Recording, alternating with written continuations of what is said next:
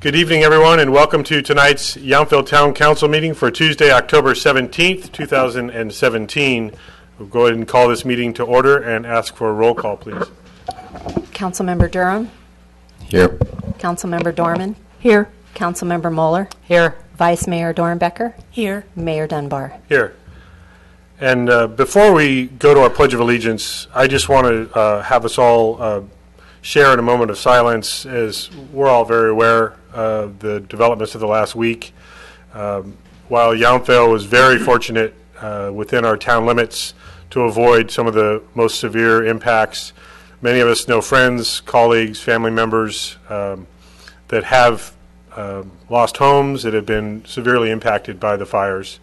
I will be asking that we close tonight's meeting when we get to that point in honor of all the first responders locally, as well as those that have come from all over the country to support Napa County and Sonoma County. So if you'd please join me in a moment of silence for all those that have been affected by the fires.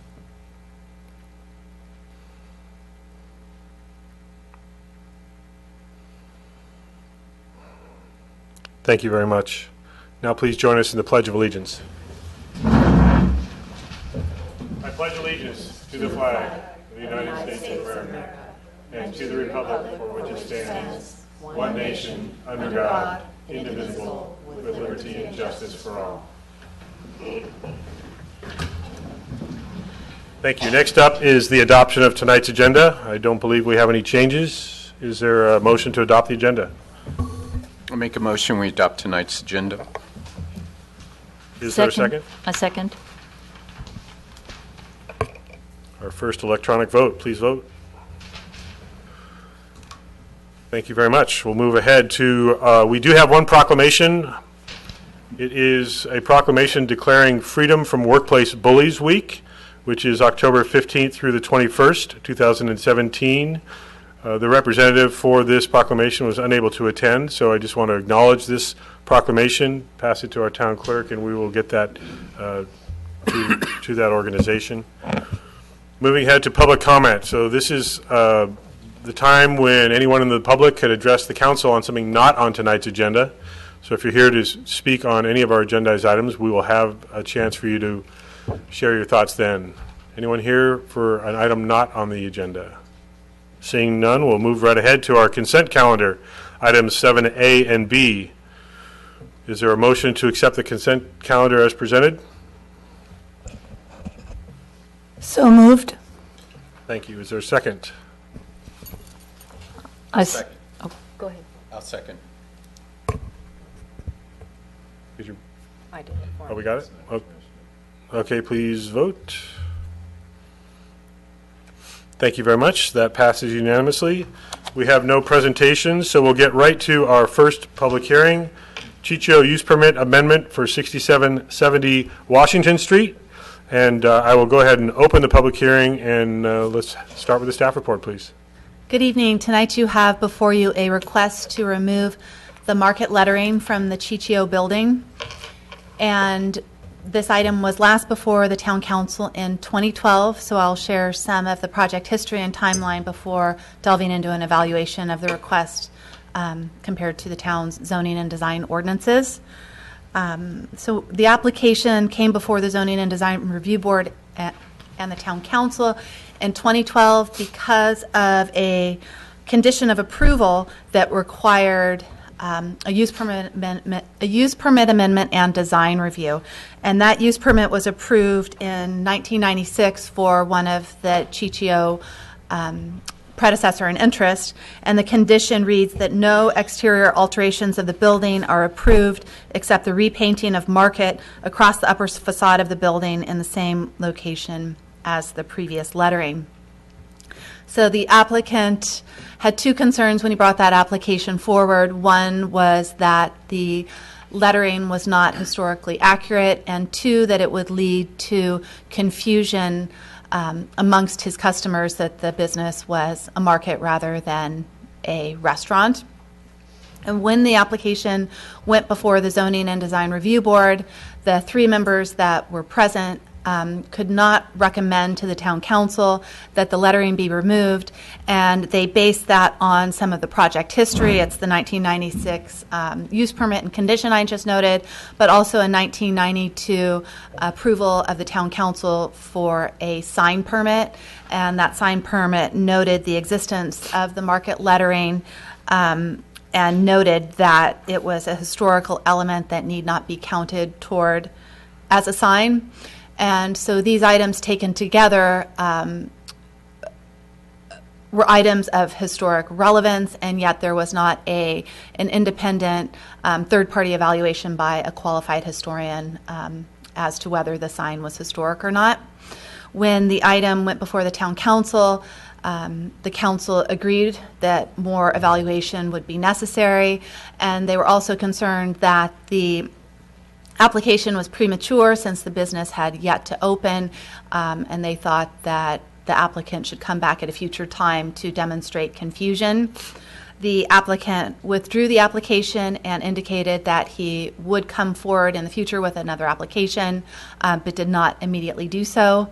Earlier this year, in June, staff noticed that painters were working on the property and that the sign was being painted over, so we went out to discuss it with the painters and let them know that it's required by use permit. The following day, the applicant came in and requested or inquired into the steps that would be necessary not to repaint the market lettering. And the following day, staff sent a notice of violation for removal of the sign without prior town approval, and that notice of violation gave the applicant two options within a 14-day period. One was to either repaint the market lettering in the same location as the previous lettering, or to submit an application for design review and use permit amendment, during which time we would stay the enforcement effort. And the applicant submitted that application by the deadline, and the application went before the Zoning and Design Review Board in August. The Zoning and Design Review Board relied heavily on a report by Napa County Landmarks that was produced in 2013 that the lettering was not original to the building and that it was probably added during a period of redevelopment, perhaps the 70s. And that was significant to the ZDRB because the Old Town Commercial Zoning District designates a period of significance of 1870 to 1920, and that report seemed to indicate that the lettering fell outside that period. They were also heavily swayed by two members of the public that spoke at the meeting and offered instances of confusion that they had witnessed, so that the ZDRB made a recommendation to the council that they consider removing the market lettering or not having the market lettering repainted. And as I mentioned, the reason that it was originally before the town council and is before the town council again is because of the use permit that notes that those were the only exterior changes permitted to the building under a predecessor in interest to the Chichio use permit, and that the lettering was removed without prior town approval. So we look at the request in terms of the zoning and design ordinances for the Old Town Commercial Zoning District, and that's the district within which this property lies. And Chapter 17.56 of the zoning ordinance states that that district is to promote the preservation of the historic character of this part of Old Town, and that maintenance and rehabilitation of those existing structures that embody this character are encouraged. I will note that the Chichio building is a designated historic resource. It's listed on the town's historic resource inventory, and it's noted as being potentially eligible for the National Register, which is the highest level of recognition a historic building can have. So the Chichio use of that building is considered adaptive reuse, where a building can use a building that was designed for another purpose. And for the most part, it has retained those historic elements. The design ordinance provides that Old Town Commercial is a land use classification and building type intended to reflect Yountville's commercial beginning. And I noted that's a period from 1870 to 1920. And in so doing, it creates a commercial district that is separate and distinct from the other commercial zoning districts in the town. And this chapter of the design ordinance also specifically addresses the preservation of unique design elements of the Chichio building, and it provides that in order to promote the preservation of historic character in this portion of the town, that the existing building and its front porch shall not be permitted to be demolished, and they shall be preserved and maintained, and they have done so. And two, that any new use shall not alter the building in ways which would damage its scale and character. And while the market lettering is not specifically noted in that ordinance as a design element to be retained, it's important to note that the lettering does contribute to the scale and character of that building. So it is important in terms of the Old Town Commercial District. We do not know the exact date that the lettering was added to the building. The Napa County Landmark reports surmises that it was in the 70s, and based on our photo documentation, all we know that it was sometime between 1920 and 1978. However, even still, the lettering may have historic, local or regional significance, and it may contribute to what makes the Old Town Commercial District special, with ties to the past. So then we are to ask, well, what significance does the historic report by Napa County Landmarks hold? And its value is additional to the Old Town Commercial Zoning District and somewhat different.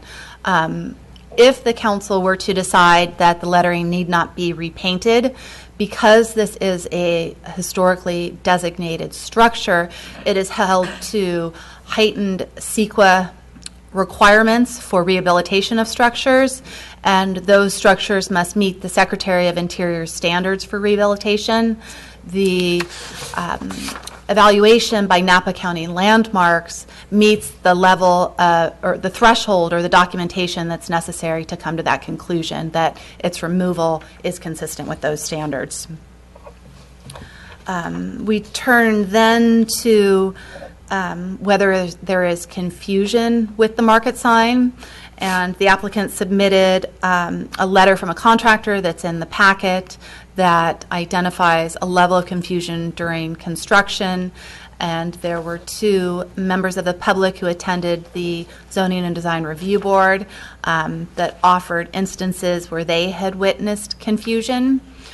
So a level of confusion has been demonstrated. Whether that rises to a level that would justify removal of the market lettering if it holds special significance to the Old Town Commercial District is raised, and we would look to other measures that could be implemented to reduce that confusion, perhaps modifying the site signage to indicate it's Chichio Restaurant. To be clear, it's a restaurant rather than a market. So the item is before you tonight for discussion and feedback to staff. We have not presented a resolution with findings and conditions for your approval tonight. We would bring that forward at the following meeting. But the council is asked to consider the application for design review and use permit amendment to evaluate whether it's consistent with the design standards for the Old Town Commercial Zoning District, to determine if there is significance associated with the lettering, and whether the applicant has demonstrated the level of confusion that would justify removal. And I'm happy to answer any questions. Could you list those specific action items that you want us to consider? Again, those last few that you just stated. So the items to consider when providing feedback to us or to staff are whether the request to remove the sign is consistent with the design standards for the Old Town Commercial Zoning District, which has special standards for historic significance. Determine whether there is historic significance associated with the lettering, and then whether the applicant has demonstrated confusion. And all of that, of course, is in light of the condition of approval that the lettering shall be repainted on the building, so it is part of a previous action by the town council. Great, thank you. Questions of the staff report? Who would like to start? Councilmember Moeller? So I wanted to briefly get your opinion, or maybe our town attorney's opinion. You said since there's no resolution tonight, in addition to the three things you just listed, you would also like for us to make findings based on whatever our individual decisions are so that you could use that in the future. Is that correct? Yes, that's correct. The municipal code says that an application for an amendment to a use permit is treated the same as a use permit in the first instance. If there are conditions that are imposed tonight or at a following meeting through a resolution, that would require specific findings in the municipal code, both for a use permit condition and also under design review. So once we do once we close the public hearing and bring it back here, that's when we would make those findings for you? Yes, I think staff would ask that the council go through each finding to come to a consensus on whether or not that finding was met or not, provide direction to staff, which will then come back at the next meeting with the resolution that fleshes out and reflects what the council's consensus is. Thank you. Any other questions of the staff report? Councilmember Mueller? That's it. Councilmember Dorn? Councilmember Durham?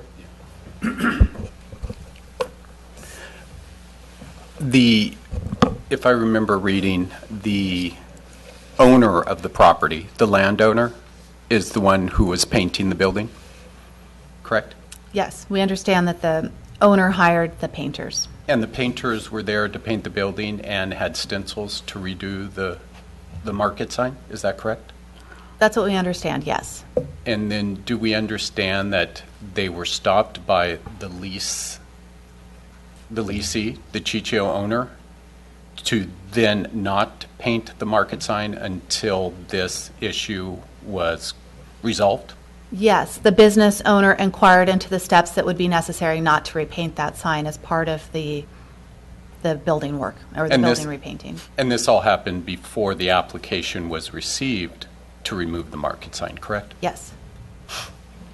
Then, second question, the contractor's letter, there was a clarification on that letter from someone concerning the fact that, is that correct?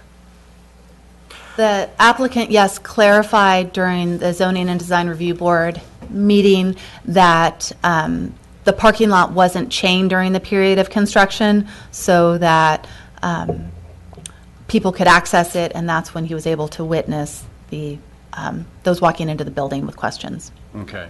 And then, As we know, since the opening of the business, it's regularly chained outside of business hours. very good.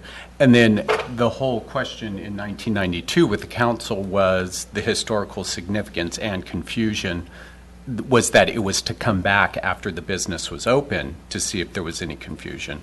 So this contractor's letter is speaking to even before the business was open, correct?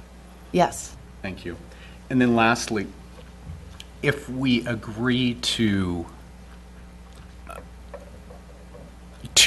allow the market lettering to be removed, that then opens up the use permit, which would allow additional updated amendments for staff parking, employee management parking plan, and things of that nature. Is that correct?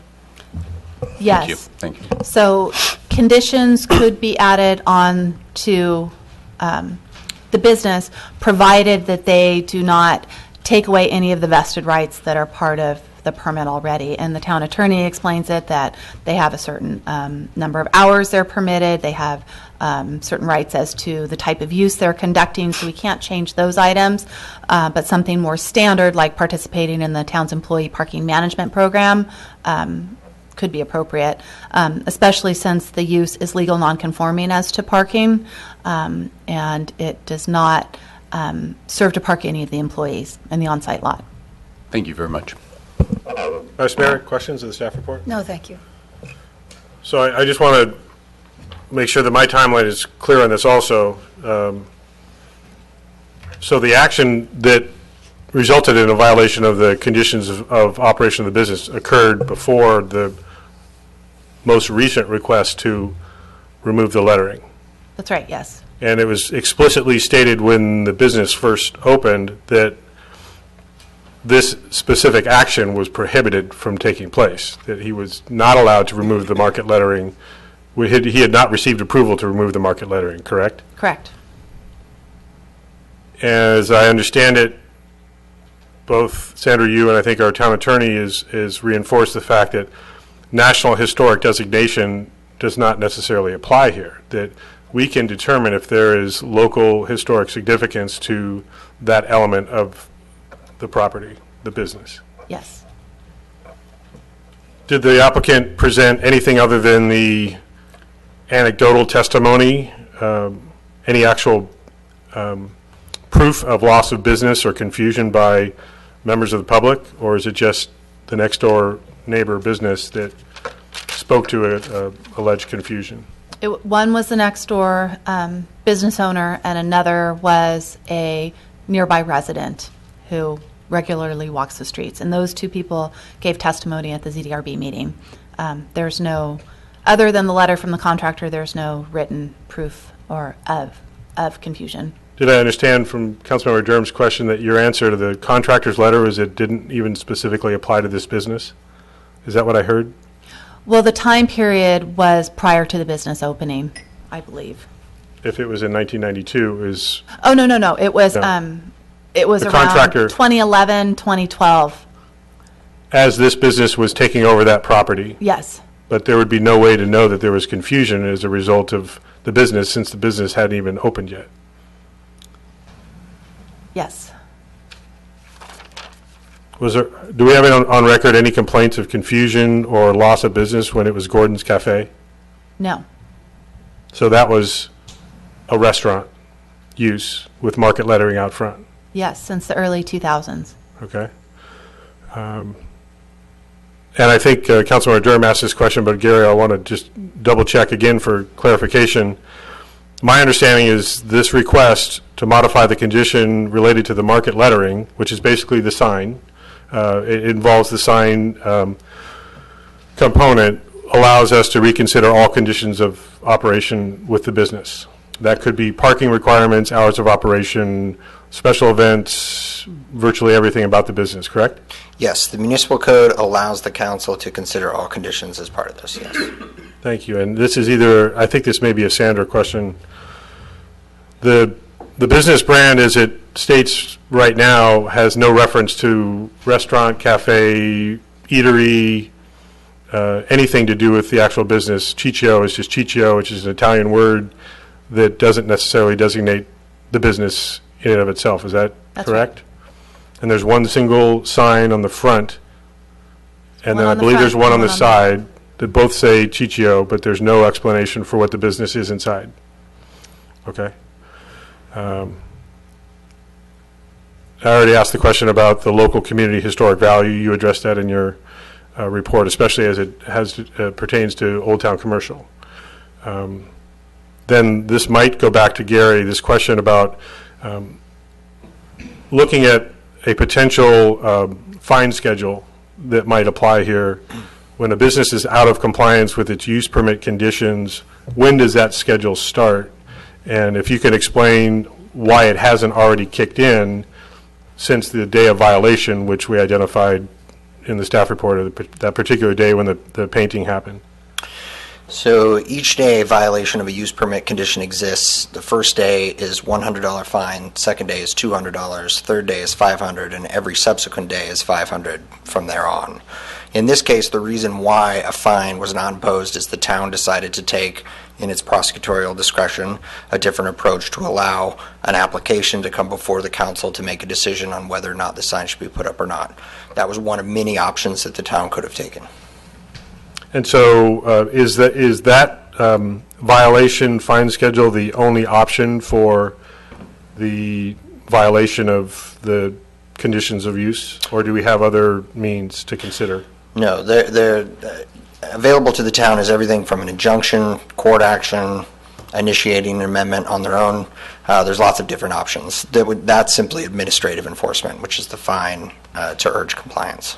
And we haven't taken any of those steps or even considered those yet because we're going through this process where we've given the applicant the opportunity to work through this due process of making the request even though the violation occurred prior to the request and there had been a very specific prohibition of the action when the business first opened. Is that accurate? Yes, that's right. The town could have fined the very first day that it noticed the sign was down.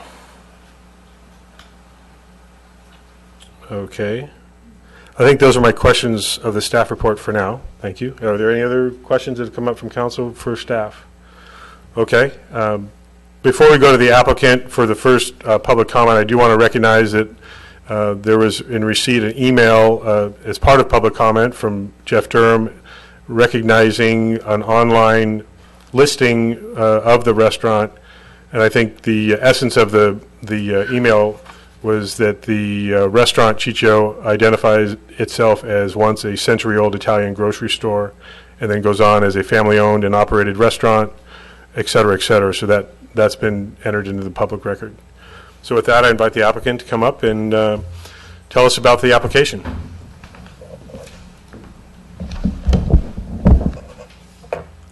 My name's Frank Altamura. I'm from here in Yountville. I gotta be honest with you. You guys have loaded this up pretty good. You're not being factual, you're not being fair. You've loaded up the staff report. A lot of the story isn't true. And I'm not really appreciative of that, to be honest with you. I've tried to make a nice business for people. I had a building, it was a piece of crap. It was falling apart. Rudd couldn't put it together. What's his name? Keller was trying to do, everybody's trying to do something. So I came in there and tried to do something really nice and make a really nice restoration of a building because I really, really love historical buildings. The market sign-on is not historical at all. And I know a few of you people up there like the look of the market on there, but it's got nothing to do with anything, so you're like changing rules around, playing games a little bit. And I really don't appreciate it. I don't appreciate it at all. I don't think it's really fair. I don't think there's anything about it. When I first came back here in 2012, all I asked was that the historical connotation be removed from the building because it had no history whatsoever, and that was all it was. And I said at that time, it's in the record, I didn't know if I was going to remove the market sign or not. It would depend on if there was all the confusion or it was not going to hurt the building or whatever. I really didn't have a feeling for it. It wasn't true to the building. It was a bit corny to me. No one else in town had to ever keep anything on their buildings. I don't see Ad Hoc down the street with Wells Fargo on it. I don't see, there's a lot of, we're the only ones that all of a sudden this became like some kind of focal point. It's one of the very few historical buildings that are left in Yountville, and to deface it like that because something was painted on the 70s, 80s, 90s doesn't make a whole lot of sense to me. And I think you guys are trying to rework it so it kind of fits your own agenda, and I don't think it's really too fair, to be honest with you. So I'm just going to read some things that were here in the past, the actual information, and then we'll just go from there on that. So that's all I can do. There's kind of an important element in this because people are kind of just pushing it around pretty quickly. I don't know that there's any real information that market sign being on there is mandatory of our use permit. In 1996, they had to come before the board to ask if they could paint the word market on there and had to get approval for it. When it was painted over in 1992, the board never said anything. There was nothing historical about it. Nobody said a darn thing about it. And the people in 1996, I think it was Sally Gordon, wanted to paint market on there because she was opening a market. And she had to come to the board and ask permission to be able to paint it up there, which they gave her. So I don't know how her asking the permission to be able to paint the word market up there became part of our use permit. And I'm really not sure 100% that it really legally is part of our use permit. And as far as the violations, because we're going outside of our use permit, which I don't think really 100% is there. I think the sentence in there is so ambiguous, it doesn't say one thing about it's mandatory. It only talks about the historical part of the building, being the windows, the false front, the posts, all that stuff maintaining, and that she could replace the market sign. And that's all I've ever seen or heard from anything as far as that goes. As far as the violation part, and I think we did, Bill was painting the building because it was in really pretty bad shape. He renewed our lease for another 5 years. He said, well, I'll paint the building for you. I said, great, perfect. So we were going through the building, taking off all the old paint because it was pretty bad shape, and redoing all the caulking, taking everything down off all the sides. All the signs were off, the lights were taken off, everything was taken off. The market sign was just not arbitrarily just painted over trying to cause trouble. We had to get down to the wood and get to a good basis so we could get it back again. And when I think it was in gray primer, I don't even know who came by. I think somebody from the city said something about painting the sign back on, and I think they were just planning, sure, they can paint the sign back on. But then when I contacted them, I said, well, maybe now is the time to find out if the sign needs to go back up or it has to be back up or whatever. Because back in 2012, when I talked to the city and I came before the board and they voted 2-2 because they really needed some kind of clarification, the only things that really said they had was that said the council indicated that it would need a third-party historic consultant report of the historic significance of the sign, and 2, demonstrated proof that the sign causes confusion after Chichio was open to the public for a period of time. So instead of coming right back in, we decided, well, let's stay open 6 months or so and see what happens and that kind of thing. And there was no reason to come running in here and say, oh, you know, it's not, because we weren't painting the building. I wasn't going to have Bill take the market off, repaint the whole building, all that kind of thing until it was time. Then 5 years later, 4 years later, whatever the hell it is, he decided he was going to redo the whole building for us because, you know, because we redid the lease and he wanted to redo the whole thing and really do a better job on it, try and keep the building, because the building's a hell of a great building. And so it was at that time when it was in primer, and it was before they repainted it back up there that we came in, and I saw, I think, Sandra and Nathan said, what do we do? And they said, well, just fill out the thing and let's go from there with it, that type of thing. Nobody was trying to do anything or pull any quick ones and say, oh, what time did they really start their violation? We never started any violation. All we did was ask for the permission, just continue like we had done 4 or 5 years ago. And how do we do it? And said, well, we got to fill out this form, which is an amendment to the use permit, which that's the only form they had. And they said, let's just get the information on there. It wasn't coming in to amend a use permit. It never had that part. All it was to find out if we had to put the sign back up there, because in my mind, everything that they had asked, that you guys had asked for back in 2012, had really been taken care of, I thought. We had the letter that you guys went and got from the Historical Society. I didn't even get it. I didn't go to Napa Landmarks. The city of Yountville went there to clarify if that was a historical sign or not. And then maybe it didn't come back the way you wanted it to, but that's just the way life is. And they said it should be taken down. It's got nothing to do with the period of when it was supposed to have been built. It was just a late thing during rehabilitation or some damn thing. And that's all it was. So I'm just going on the good faith that you guys are going to stick to your word. And everything you told me to do, I went ahead and did it. And then I come in and fill out the papers with Sandra and Nathan, and not as a use permit amendment. It was because that's the only form they had, and they said that at least that'll get the information on it, the address, what you want to do, so we can get before the ZDRB and the council and find out what it is. There was nothing to do with trying to violate things and change things and sneak stuff and play hardball. It was just a matter of I was told these couple of things I had to do to bring before the council to show that it was causing confusion and it wasn't historical. So we had those things. So all we did was fill out the paperwork, went before the ZDRB, and they listened to it, they read the stuff, and they voted like unanimously that I should be able to take the sign down if I wanted. It wasn't even a matter of gonna take it down. I just wanted originally that connotation take it off, so if it started causing confusion, which it has, I mean, you could say, oh, it's, you know, just conjecture, people just making up stuff. But I mean, it drives Rose crazy next door at Ponch's. The other letter, which I don't even know if anybody mentions, from Mariko, the general manager over at Kelly's. She said, people, you got to read her letter. So people come in all the time and can't figure out why it says market on it when it's not a market. I mean, people are parking in her place, they're parking next door, they're trying to go in, they're pulling on the doors. And it's, I don't know how a person can not be confused it's a market. The sign is like 5 or 6 times bigger than anything that's allowed for a sign. My sign's like this big, and I got a giant market on it.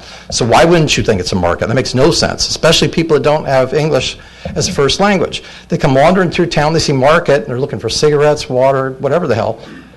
Why wouldn't you think it's a market? It doesn't make any sense.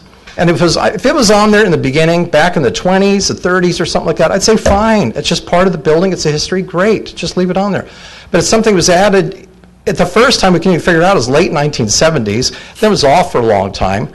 People painted over it, took it off on, and then all of a sudden it became like a mandatory item of our use permit, which I don't really believe that it is. I really don't think it is. And so that's part of the problem. I think it's just turned into a big thing.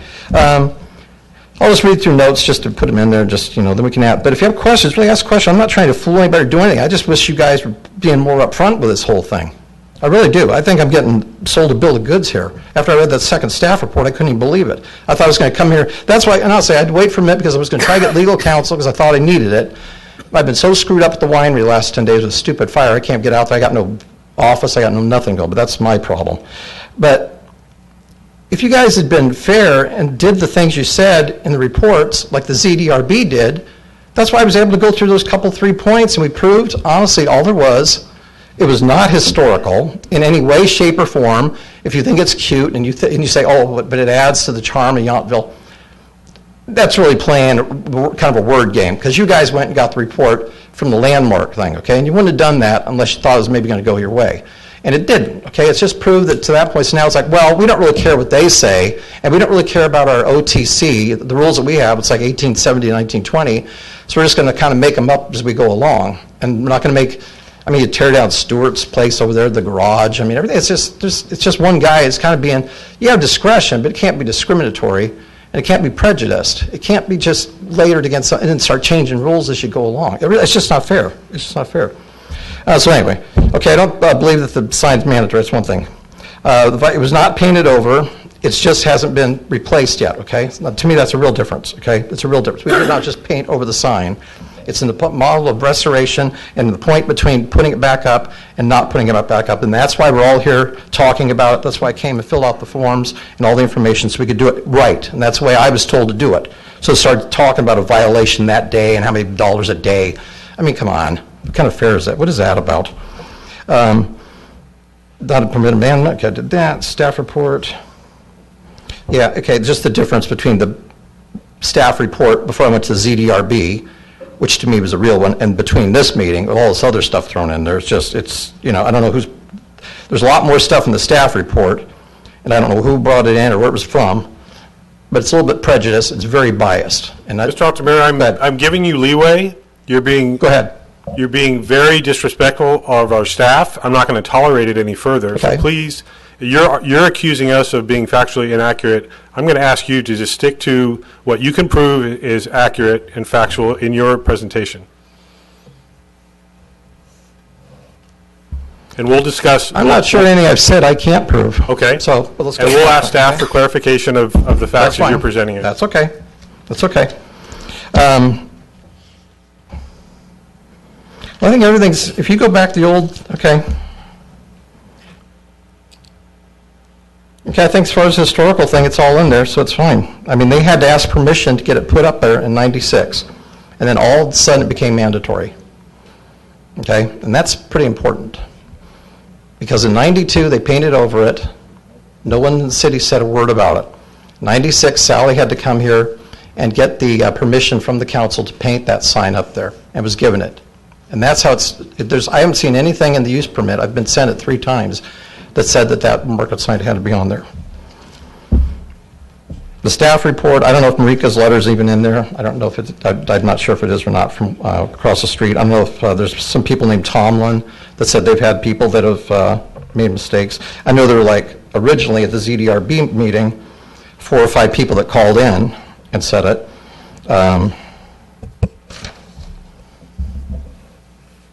Okay, old pictures do not show that the market is on there. And everything in your OTC says it's supposed to be between 1870 and 1920. And now to just start changing that law, why even have it? It doesn't make any sense.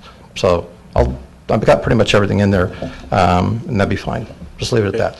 But nothing I said, I wasn't just throwing stuff around. So I did not make it up. I am serious. I'm not crazy about the way things have happened around here. I'm really not. Before That's you just sit my down, opinion. Go ahead. before you sit down, there may be some questions from the council, and Go then ahead, I'll for sure. invite staff to No problem. respond to your claims that they've been factually inaccurate. So Fine, they'll have a thank chance you. to explain. That's fine. Questions of the applicant? Anyone? So the question I have, as it relates, and we'll follow up with Sandra and Gary on the issue of whether it's part of the actual conditions of use of your business. That's fine. That the lettering be maintained.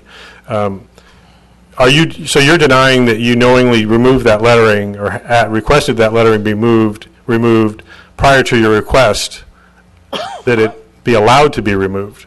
You're saying that Yeah. it never should have been required in the first place. No, that's beside the point. It's not beside the point. I'm asking you a question. No, well, it is, but it is, okay? Because I'm not sure, I didn't have any thinking of this until I started really reading our use permit, okay? I knew you guys had talked about, oh, it's in your use permit, and that's all I'd ever heard. And so at the time when they were redoing the building, it was all in gray. They had the gray primer underneath it and stuff like that.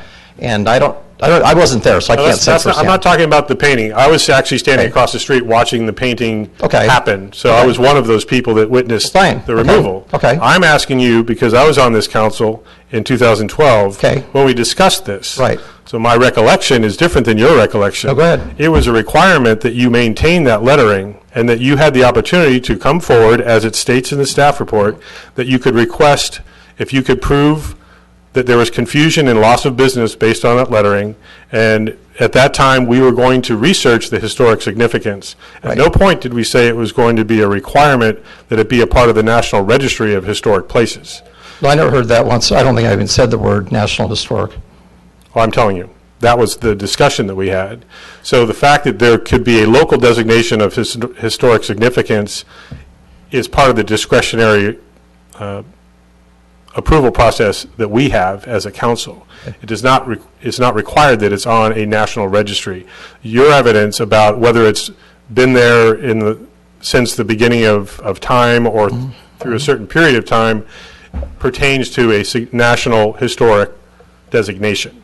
Do you understand the difference that I'm getting at? Well, to a degree, but I don't think I brought any of that up, and I'm not 100% sure you guys ever brought it up at that 2012 meeting. I think all you said is you'd like a third party to determine maybe when that was painted on there. That was when your conditions of operation were set, and you were specifically told at that time, because you wanted to remove the lettering, you were told at that time you could not without the permission of the town. No, I wanted Is that not- is that I not wanted to true? remove the historical connotation. No, are you saying that my statement is not true? You were told you could not remove the lettering unless you got approval from the town. Are you saying that's true or not true? I don't know if that's true or not, no. I think I was asking for the historical connotation to be removed. Well, I'm And telling I you s- it's true, because I was one of the members that voted that you had to get permission from the town before Okay. you could remove the lettering. Okay? So you then, And I'd be years BSing, later, because I don't know that 100%. All I know then is we years tried later, to... excuse Go ahead, me, go you ahead. then years later did remove the lettering without town approval, as has been documented by staff, and I think that you will agree that that happened. You're saying that it didn't matter. I'm saying it did matter because you didn't get authorization from the town. So that's maybe where we differ on that, but you did not get authorization to remove the lettering prior to having it removed. But I did have authorization not to have to paint it back on there. You had authorization. Yes, I did, by not- going through the process, and that's why it's still not on there. That's, If somebody said you have to paint it, Frank, on there while we're arguing about it, you violated your conditions of use No, I don't think I by did. removing the lettering in the first place. no. Regardless of whether No, you say no, that it's not really removed because you could paint it back. No, and that's what it is. We did not paint over it, and what we did, we were at the stage of putting it back up there. Are you We really went- saying that you did not remove the lettering? Is that really what you're saying right now? Yeah. We have not replaced it yet. Okay. Any other questions of the applicant? All right, thank you. We may ask you to come back up. That's fine, no problem. I'm If any here. members of the public have questions that we want to have No you to problem. respond to. I'm here. Thank you. Any other members of the public want to comment on this item? Is it why you're here, or you want to be here for something else, or you just want to listen and watch? Now's the chance, because once I close the public hearing, hands go up, I can't invite you back. Okay, seeing no other members of the public, I'll close the public hearing and return the conversation to council for consideration. Actually, before I do that, I did want to ask staff, are there any points of clarification that you wanted to make as the factual accuracy pertains to the staff report? Yes, Frank is correct that we do have a letter in the council packet from the manager of, from Kelly's, indicating the instances of confusion that she's witnessed. So it was in here. It's hard to keep track of everything because there are so many facts and so many letters and so many people weighing in on But it. is that letter So it in is the there. packet that's? It is. So it's, the reason I called out this other reference is it came in too late to be a part of the packet. All the other letters Yes. exist in the packet and are a part of the public record. Yes. And we've tried to present an accurate representation of the history. Between the ZDRB and the town council, we did add additional information on the Old Town Commercial Zoning District to describe what its purpose is and how it should be evaluated. There were also items that were shared with staff, such as information on historic signs. We thought that would be helpful as an attachment. So we did change the staff report between the two meetings based on some of that, yes. Which is quite typical that a staff report would be updated with Well, additional if information. I could, I also want to clarify one thing. There are actually two aspects that the council is considering, and there was only one aspect of the issue that the ZDRB was considering. The ZDRB was only tasked with evaluating the historical, not a potential violation or consideration of a use permit violation. At the council meeting, you're making a determination on both of those factors. Was there a violation of the existing use permit? And you're going to be able to make a determination of historical significance, local or otherwise. So I do want to clarify that that was not, use permit conditions are not a purview in that particular area of the design review, zoning and design review board. So that may add a little clarity to that. Yeah, thank you for that clarification. Any other clarifications you want to make, or Gary, is there anything else that you? Well, I would just note that we have quoted the condition of approval word for word in the staff report for the review of the council in light of the applicant's argument that it was permissive rather than mandatory. So you can look to that language. Could you go ahead and locate that for council and the public? The condition reads, no exterior alterations to the building are approved except the repainting of Market across the upper facade of the building in the same location as the previous lettering. And where is that in the staff report, just for the council's reference? Page 2, under previous tenants, the second paragraph. That begins in 1996, Murray and Gordon Yes. sought. Gary, what's your interpretation of whether that constitutes a clear condition of operation for the business? Well, it clearly states that there are no other modifications that are allowed other than painting it up there. So removing it would be an unauthorized modification. It could have been stated in the affirmative or differently. I would also add that the town and the applicant have both acted as if this is a requirement as far back as 2012 and before by applying in 2012 to change it, and then also again this summer by applying again for a use permit amendment to change it. If it was contested or doubted whether or not this was a condition, could have appealed the notice of violation, or there could have been other steps. But it certainly seems like the town and everyone has believed and acted like this was a requirement, and removing it is a modification that's not expressly allowed under that language. Okay, thank you. Anything else, Sandra, that you wanted to add before deliberation by the council? Gary? Okay. Would anyone like to begin with the deliberation, or will I be calling on someone to do I'll so? start. Councilmember Moeller. First, I'd like to thank staff for all their time and that they put into the preparation of this because of all the continuances. I think it's been very appropriate that as additional information comes forward, you've given us all the possible information that we need to make an appropriate decision. I've heard from many people in the public, phone calls. We've had many letters. I think we've all been copied on those. I've been stopped on the street with people's opinion, and I certainly have heard what a lot of people, what they feel about this. My summary is that the market sign on this building is iconic. I'm not going to debate whether it's historic because I think that iconic is quite meaningful.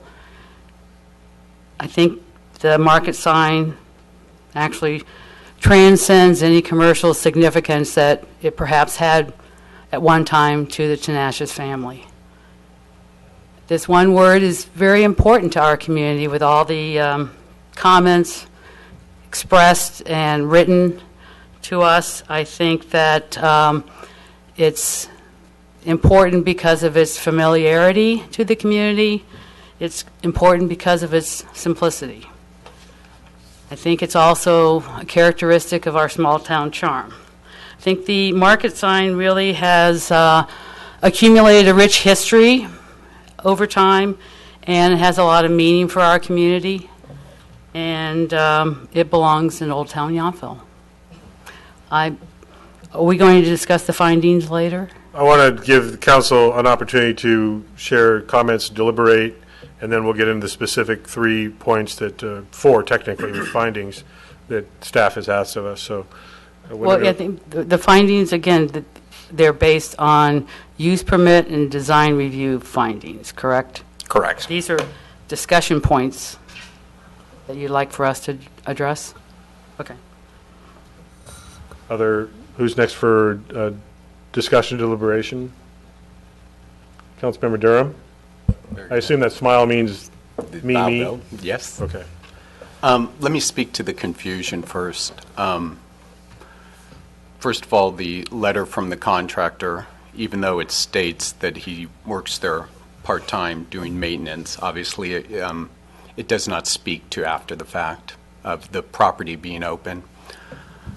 I find it interesting that Mariko, who benefits mostly from the guests coming in and being confused because she operates a market, has commented on the fact that there's confusion.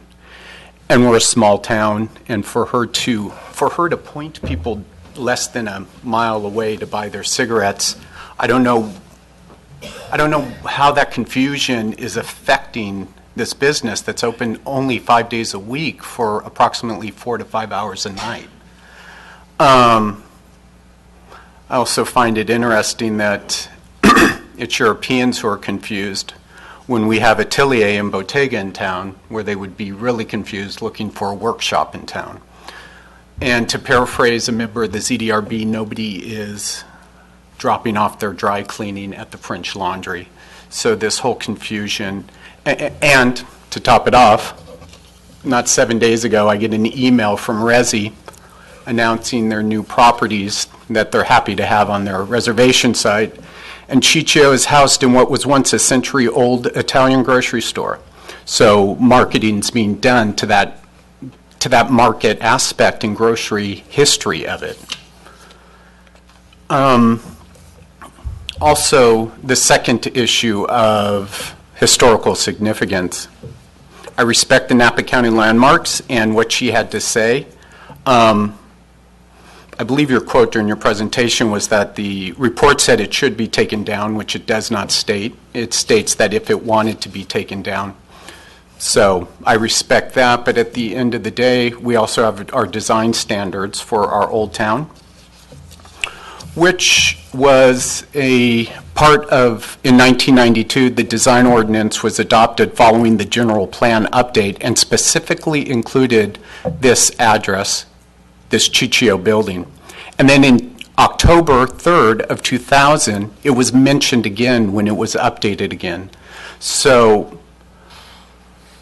you know, this hasn't happened in a vacuum. This discussion, this loading up of this process, this has been happening since 2012 and actually longer.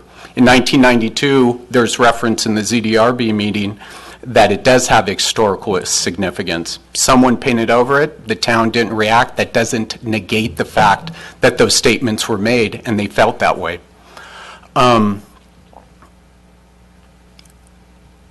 It's on the town historic resource inventory because we find it significant and important. The scale and character of it is important to this community. I want to say something about due process because due process has come up in emails and letters that I've seen. And due process specifically deals with the administration of justice, safeguard from arbitrary denial of property, and it mainly has 4 protections, but one of the protections that specifically deals to this situation is the prohibition against vague laws. And once again, I want to be clear, this hasn't happened in a vacuum. It has happened with ZDRB meetings. It has happened with town council.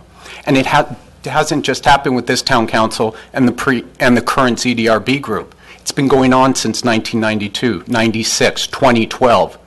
And a lot of it has been going on because of the applicant's desire to have extensions. So due process has been happening. So those are my comments. Thank you. Councilmember Dorman. Thank you. Picking up somewhat where Councilmember Durham left off, I think it's meaningful to focus on the statutory language that does talk about character. And our current statute has been on the books in some form or another since 1992. And whether the sign was painted on there in 1978 or earlier, that was at a time when the business was operating as Tenacia Market. So it is woven into that fabric. For a long time, since I think 1989 or earlier, there have been deli food uses with tables and chairs at that location. So it has been a place, there has been no table service, but still people knew that as a place to get food and gather and eat it. In 1992, as Councilmember Durham mentioned, the first ordinance was put in place calling out this site specifically. And that was in the same year, notably to me, that was in December, as part of a revision of a general plan and the zoning ordinance, this new design document calling out the Yountville Market site came into being. That was in the same time frame, the same year, just several months after the ZDRB determined that the market lettering was not a sign because it is a historical element. So that those two went in tandem together, and I think that is meaningful when you look at the history and how we try to interpret this. The same thing happened in 2000. Gordon Cafe got a use permit, specifically, quote, change in use from deli to restaurant, although there were already tables, chairs, food. That same meeting, the precursor to our current ordinance was put into place, and the language is the same. It is, this particular parcel has been called out for years and years. The market sign has been on there for years and years as part of the original business. And I think when we look at that, those are the kinds of things that bring us to the interpretation of our current statute of the character of the building. And the sign, we keep calling it a sign, but the lettering that is a fabric and a piece of the building. Thank you. Vice Mayor? Well, I'm torn because I somewhat disagree with my colleagues. I think that because the historical landmark, it was not considered part of the historical landmark, that does sway me to some extent. And I also don't feel that Mr. Altamira has had, motivations that are,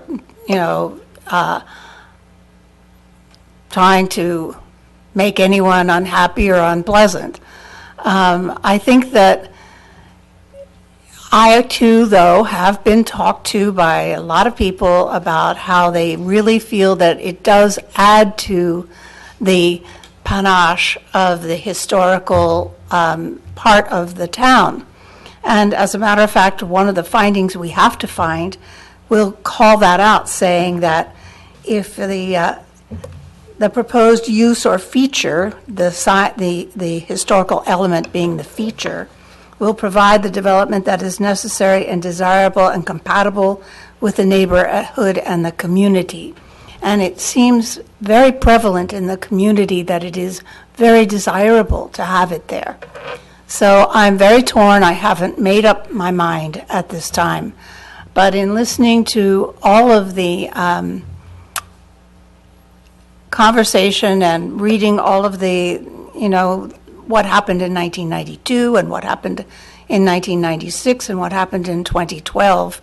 I did participate in that discussion too. And I don't think I appreciate that you told the staff that let me make this application, and that's why we as a council decided not to, accuse you of anything in terms of trying to get away with covering it up. We were told that the owner of the building was doing maintenance on the building and that there was some dry rot found in the top, and so all of that makes sense to me. I don't want to be accusatory. I want us to all try and work together to come to a good outcome for everybody. I know that Chichio's is a very esteemed restaurant, and although it doesn't say restaurant anywhere on the building, and I think that that would help if it did. But I do have to point to, for example, in St. Helena, Keller's Meats has a sign up there that still says Keller's Meats, but it is a restaurant, and it's an historic piece of it. And I don't know, I think that it adds something to the historic element, adds something to the old town charm. And I know that, charming is what it is. But I'm torn. I want to continue to hear what my colleagues have to say and see.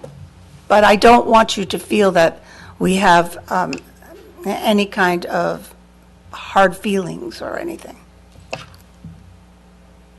Thank you. I will address a couple of different components of this. As I was trying to make quite clear in my questions earlier, I think the applicant has stressed the lack of a national historic component to this. That is not what's compelling my decision. There is a local, some have called it nostalgia, some have called it character of Old Town. There is in my opinion, it's irrefutable, a historic value to this property and the lettering that make this property so unique. That's one piece. I believe there has been a failure of demonstration of legitimate confusion to the patron. All you have to do is go outside 5 minutes before the opening at 5 o'clock and see how many people are not confused. When you can't even get it in without, you don't have reservations. So there seems to be a significant amount of patronage that is not confused at all, that this is one of our most popular restaurants in town. So I just have not been convinced that reaches a threshold of a negative impact on the business. The biggest issue I have, and I would be open to reconsideration, as we set aside in 2012, I sat up here, sat over there, but I was still on this dais when we decided that, actually I did sit right here in 2012, that we decided that it was a 2-2 vote, yes, but that meant you could not remove the lettering. You did not get authorization to do so. And you were here and you asked for it and you did not receive it. You talk about us, you claim that we went in search of a historic report that we didn't like, so we came up with some other set of circumstances that we can impose on you. I find that offensive that you make that claim. I know it's inaccurate because I did sit here, and I respect that our staff does not favor for or against any business. So I do not question the integrity of our staff and how they represent the facts in the record. The fact that I was part of that conversation reinforces the fact that I know that the staff report and the presentation is accurate. The irony is I look at a decision that this council made some years ago with Vintage 1870. The vice mayor referenced what happened up in St. Helena. I have another example right here in town where a significant business owner came to the town requesting a change of signage and branding from Vintage 1870 to V Marketplace. There was local historic significance to Vintage 1870. People still reference it as Vintage 1870. But we agreed, we allowed that process to play out. The applicant followed the process, made a request, did not change the signage and the name prior to that, and say, well, we just haven't put it back up yet, so we haven't really violated anything. So we are open-minded about these things, not when, in my opinion, you blatantly violated your use permit conditions with the intent of using the process to ultimately get where you wanted to be. I would have been open to that conversation had you been willing to follow the rules the way they are set out for everybody. I don't feel like you did that. That's not why I am ultimately making my decision, but it is influencing my decision, I will say. So we have findings to make potentially on the use permit conditions and the design review. I would ask Sandra or Gary, probably Sandra at least, to start with how you would like to hear feedback on the 3 items that you've requested. We're not, I don't think, taking individual votes on these items. So what would be compelling information that you want to get from the council? I think we've heard enough to understand how you stand on those 3 issues. So at this point, if you wanted to look at the conditions and see what facts might answer those, the town attorney always says, I like to link the condition with a because and state why. So if you can put words to that, we would incorporate that into a resolution. So you're not looking for the members of the council to say they are okay with the lettering being removed or requiring it come back. Is that correct, Gary? You're not asking for that tonight? So I think tonight there's 2 parts left. The first one is what conditions, if any, the council would like to see brought back in a resolution at the next meeting. If that's for the sign to go back up, if that's parking, if that's some other condition. And then the second is for each of those conditions or a combination of them to go through the required findings in the municipal code and explain based on the evidence in the record why each of the required findings is satisfied for that particular condition. Does the council understand what is being asked of us? Mm-hmm. Okay. So I'll ask, since we started in the far right, I'll start with the far left. You've been writing comments down. I saw that, Councilmember Dorman. So, but just to clarify what the town attorney said, if the council were to determine the lettering goes back up, then do we still need to make findings since that is not an amendment to the use permit? So my recommendation is that if the council would like the sign to go back up, to impose it as an express condition with the deadline for it to go back up, so the town staff will have something that's enforceable. Okay, thank you. And then if I might, Mayor, if I might ask a question about confusion to whoever was on the council at the time, or maybe to staff too, is a finding of confusion, was that one of the requirements for change from the 2012 council appearance? It was. While it wasn't, there wasn't a calculation as to determining confusion. And I think that's where there is ambiguity. The expectation in my mind was that there would be evidence that showed an impact to the business in a negative way. Thank you. So, okay, now to the use permit conditions. A number of them I am wondering if are applicable, such as 2A, B, C, D, and E. I certainly think, one, the proposed feature at the size and intensity contemplated will provide a development that is necessary or desirable. I would think that desirable certainly would be a finding that could be made given the discussion up here today, depending on how the vote goes. Same thing on number 2, will not be detrimental. I think we've probably after the discussion so far and further discussion, depending on the vote, we'd have enough to support that. Design review, again, I think that some of them are probably not applicable. I think maybe numbers 4 and 6 maybe aren't applicable.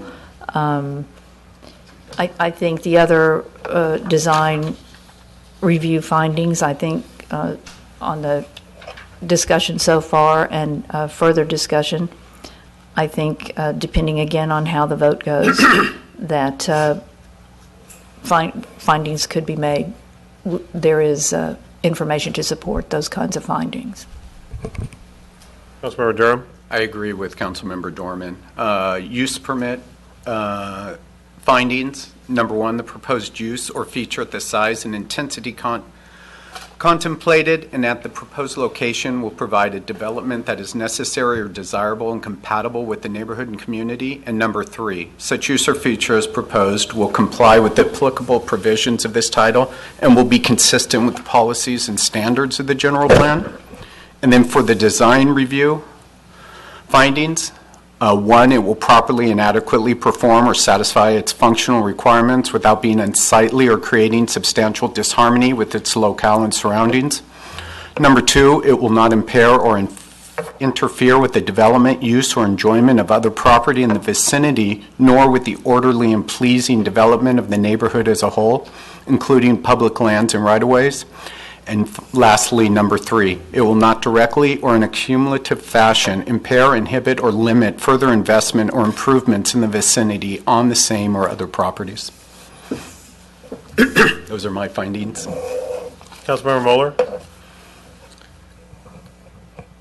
First, I'd like to comment on the what the town attorney asked us specifically, which is that I'm going to make a finding that the sign, the single word market, go back up, and an express condition that it be painted back within 10 days. The reason I think that's a reasonable length of time, and I also know it's getting cooler outside, and there are conditions of temperature during the day where it's too cold to paint. So I like it in 10 days, because I think that will still be warm enough for paint to stick to that board. And I also think that it's very important, since we have opened up this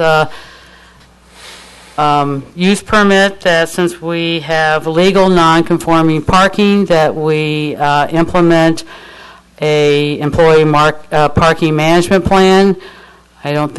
I think that's one thing we can all agree on, are parking issues in the north part of town, and more to come. So every other business that has opening up their use permit is obligated to do that, so this one should too.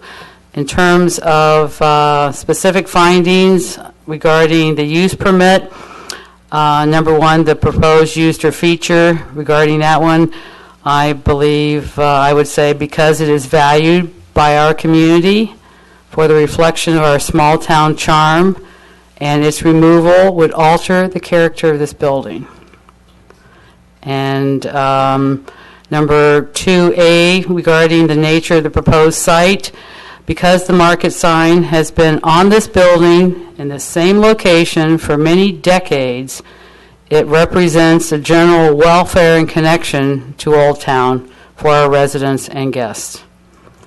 2B, regarding traffic, and I think that I just mentioned that this is where I would make the specific finding that we no longer entertain a non-conforming parking use and make it consistent, a conforming use, as we have with all of our other businesses. Yeah, just to clarify, the Okay. off-street parking would still be legal non-conforming, because I don't think the site can accommodate what the current code requires. But that doesn't prevent the council from imposing the employee parking program. And thank you for that clarification, because that is what I'm suggesting, that they have an employee parking plan. And we don't let any employees park on our public streets as part of our plan, correct? We No, do? let me clarify. The employee parking management plan has two elements to it. One, in many cases, for new applications where we're working with them, we focus on getting the majority of the parking on site, as you've seen with the recent applications. In other cases, staff works with the applicants to identify preferred zones and areas where their employees are allowed to park to minimize impact. Okay. So I want to be really clear. In this particular case, staff would not recommend that you make the property comply with the current parking standards, because they can't. Right. So the employee parking management plan, there's an annual administrative fee. We issue a parking ID, and then we just identify where those, and my understanding in some cases is the applicant has some of the employees parking on the adjacent property associated with it. So we would work with him to determine where his employees are and identify that. Okay, so to clarify that, we're not really talking about the legal non-conforming parking situation, but more specifically about the employee parking management plan. Is that clear? Okay. And I agree that C, regarding odor and noise, does not apply to this sign. I would like to make a comment on E, that the treatment as appropriate to such aspects as landscaping, screening, open spaces, service areas, lighting, and sign. I want to make the finding that the market sign has been on this building for many decades and has not adversely affected the reasonable success of any businesses that have operated at this site. And let's see. And 3, I do make a finding that because of the character of this part of Old Town, immediately adjacent to the original Yountville, this sign is both particular and distinctive, and removal would make for a more generic Yountville and not honor our historic agrarian town so loved by our residents. That is from our current general plan. And regarding design review, number 1, because the market sign is in harmony with the Old Town District due to its simplicity and familiarity to many residents and guests over many decades. I think 2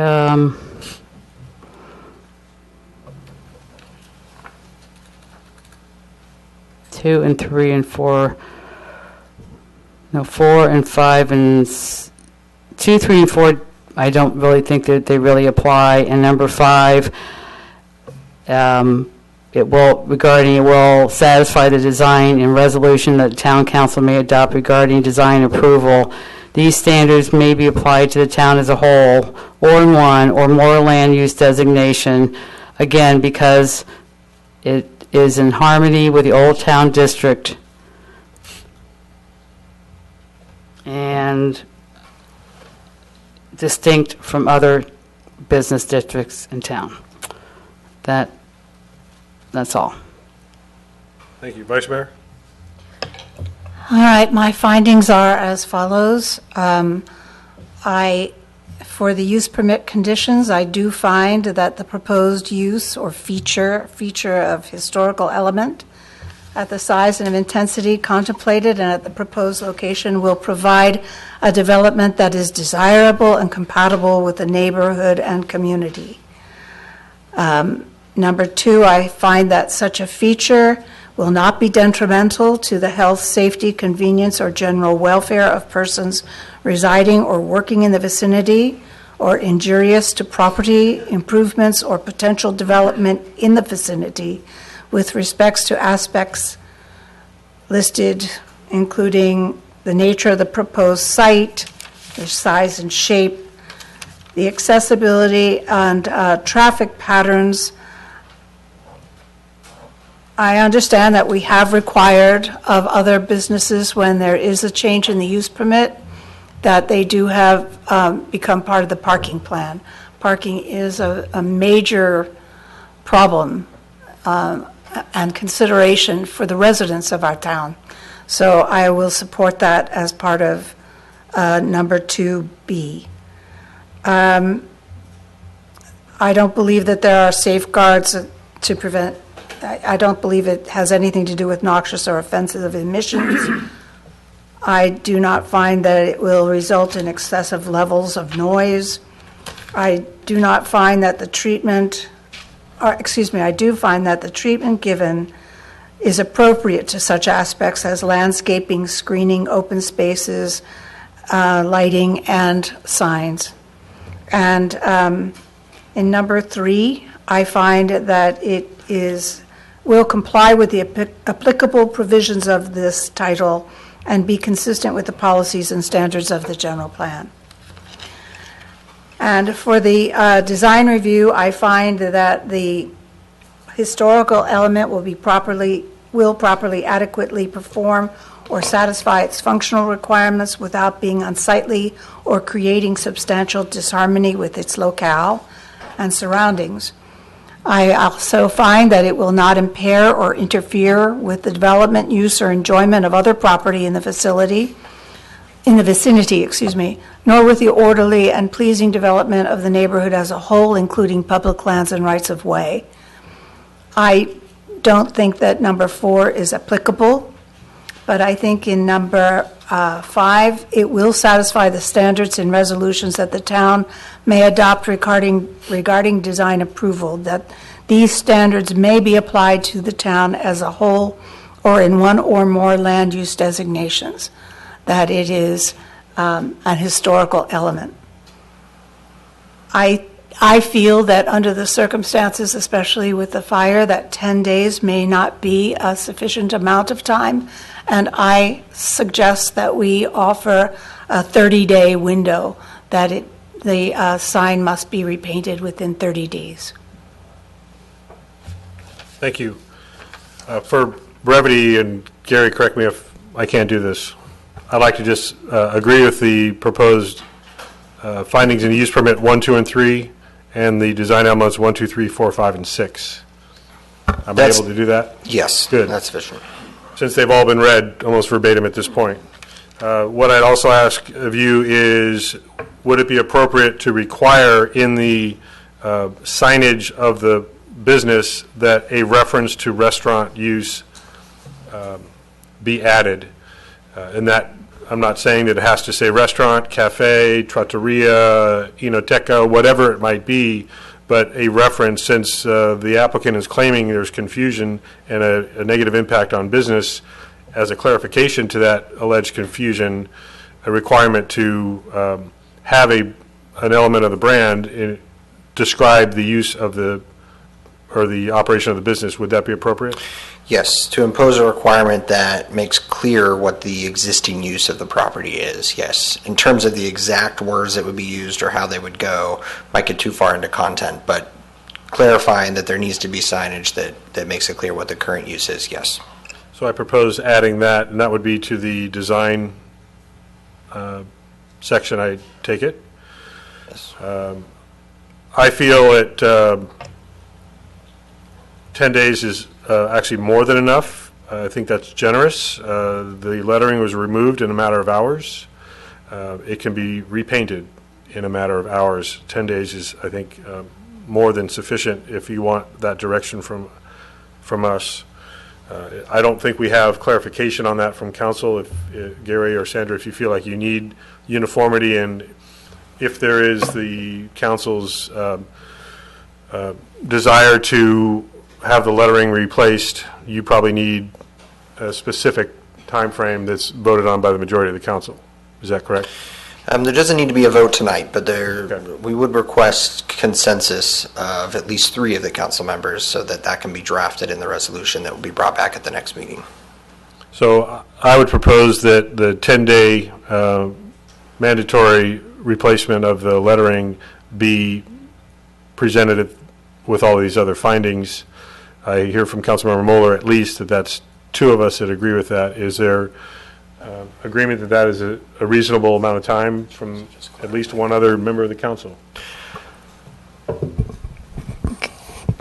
Could we hear from the applicant? I am sensitive to the fire, and I understand that this applicant. We're not opening it back up to the Oh, okay. public for All comment. right. So if you have a different proposal, we can hear that proposal. Frankly, I'm somewhere between 10 and 30 only because of what has happened to us in the past days. I'm not at 30, but I'm a little more than 10. I'm, somewhere 15 business days or something, just to give time, or 12 business days.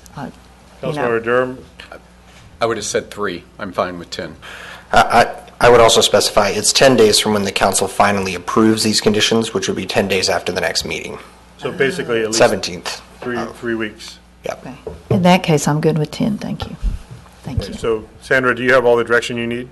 Yes. Gary, you feel like we've covered everything we need to cover? Yes. And so, for clarification, can you just explain next steps? Yes, so the findings that were made tonight have not been made official yet. This is direction that's been given to staff. Staff will now take the feedback the council has given, draft it into a formal resolution that imposes the conditions on the use permit that the council has found tonight with the appropriate findings in the municipal code. That'll be brought back for the council's approval at the next meeting. And once approved, or if approved at that meeting, those conditions will become effective. And also to clarify, this as much for the applicant as for the council and staff, the council has not imposed any fine of any type for the violation, at least not to date. That could be reconsidered when we get these actual findings in 2 weeks, or at our next meeting. Correct. We've taken no action on that at this point. Correct. Okay. Excuse me, Mayor, before we leave, could we have a little more discussion on the adding restaurant or cafe that you brought up? My thought on it is there is not confusion, and it's kind of up to the applicant if he wants to try to circumvent confusion by adding to his sign. So I would just throw that out there. I understand what you're saying, but it seems like it would be up to him to do that. Well, that's certainly for the entire council's consideration. I just made that point because I feel like if there is that claim of confusion, that we would help eliminate that alleged confusion. But if the council feels that's unnecessary, that's certainly the council's Mayor? prerogative.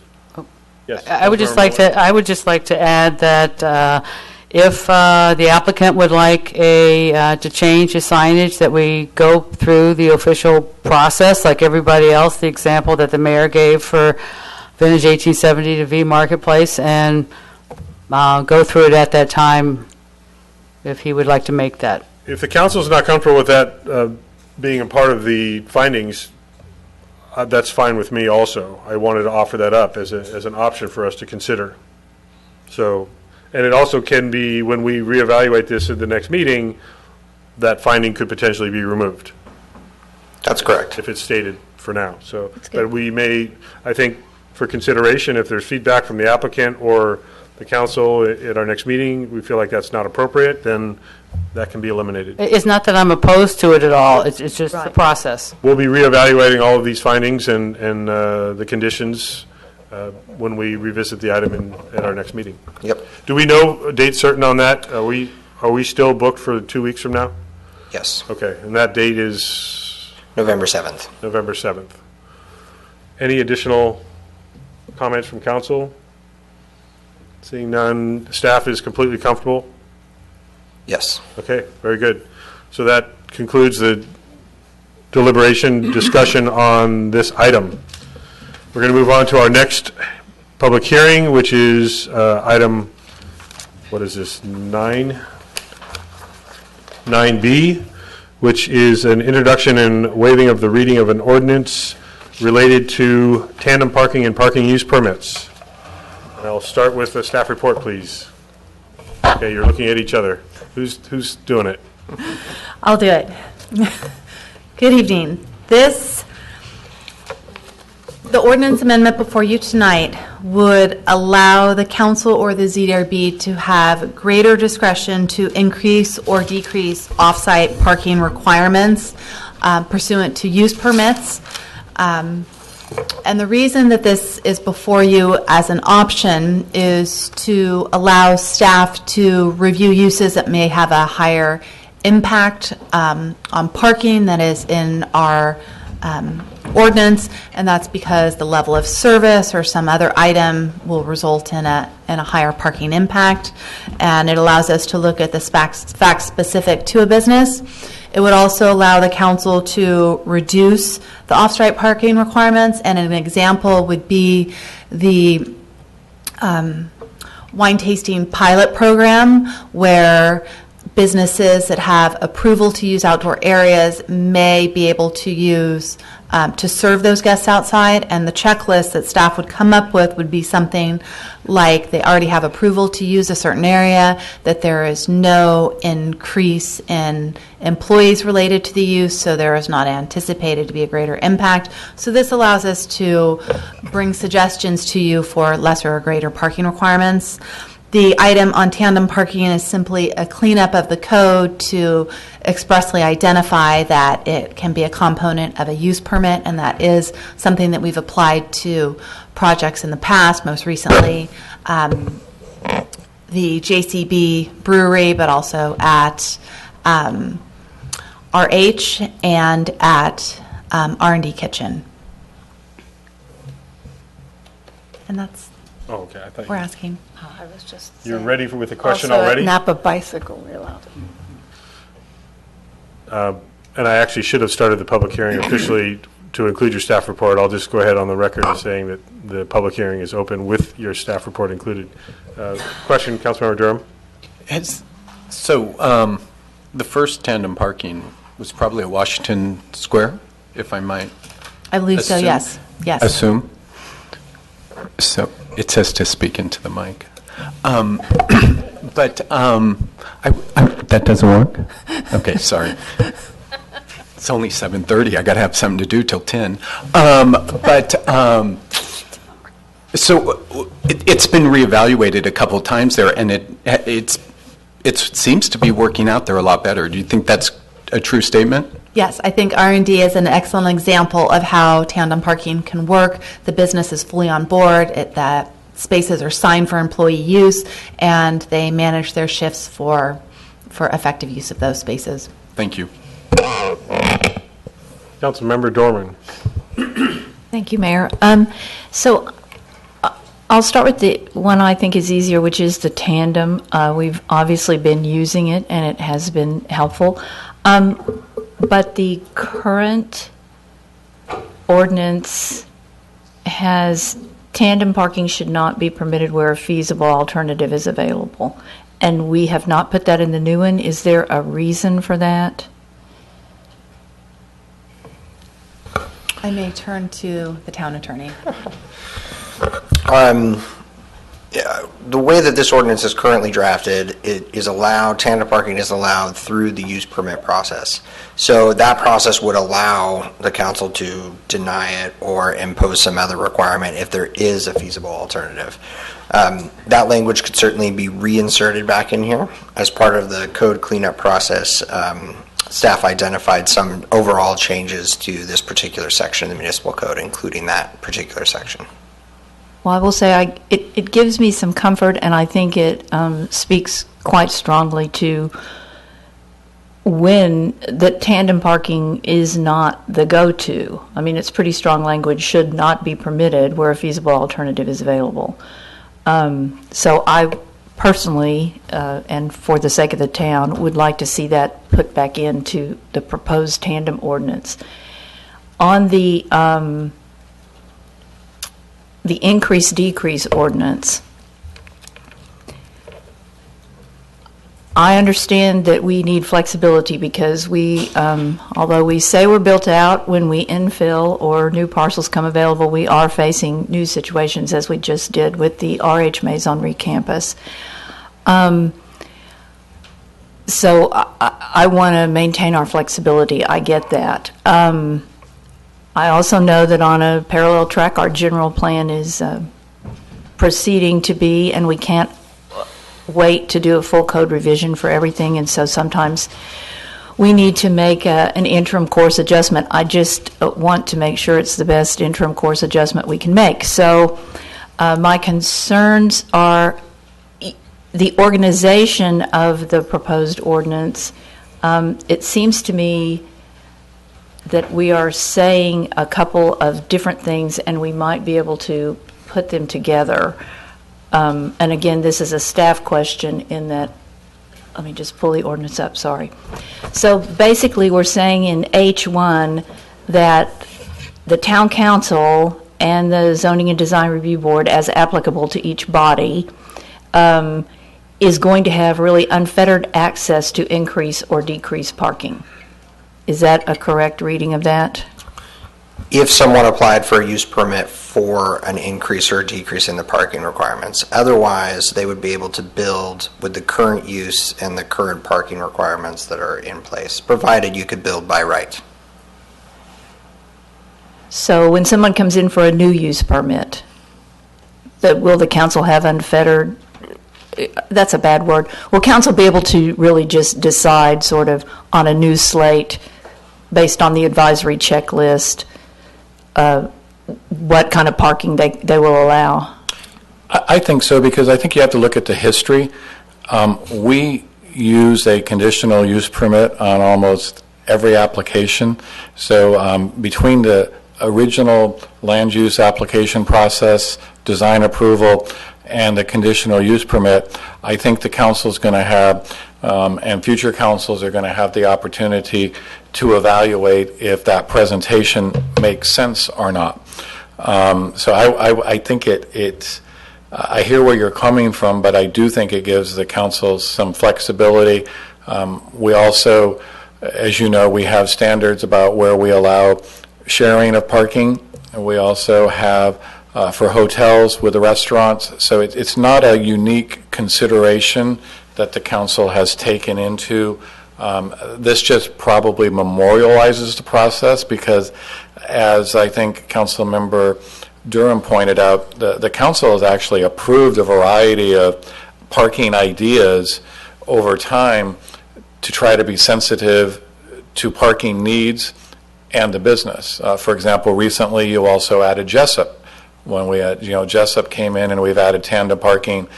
We have found success with tandem parking with employee, and it's tied into the employee parking management plan. So I do think this council and future councils has a degree of protection, simply because everything we do is, especially on those that have a higher parking ratio, all come before you. But now, so I'm not focused on the tandem parking. I'm focused on if we have an ordinance in our municipal code that says it's one space for every 4 seats in a certain kind of restaurant. Basically, this says no matter what that says, a council, this council, any council can say, I want it to be 2 spaces, or I want it to be 0 spaces. And what I'm trying to say is, in prior applications, I was using the example of the reduction when a hotel, guest event center. So we've actually had practices. It's almost always the rationale and the number will be presented, and the council can say at that point in time, we don't agree with a reduction, or we don't agree with an increase. So you have the council and future councils still have the ultimate authority to determine that the staff's determination or parking recommendation, if there's an increase or decrease, is not sufficient. That would be your call.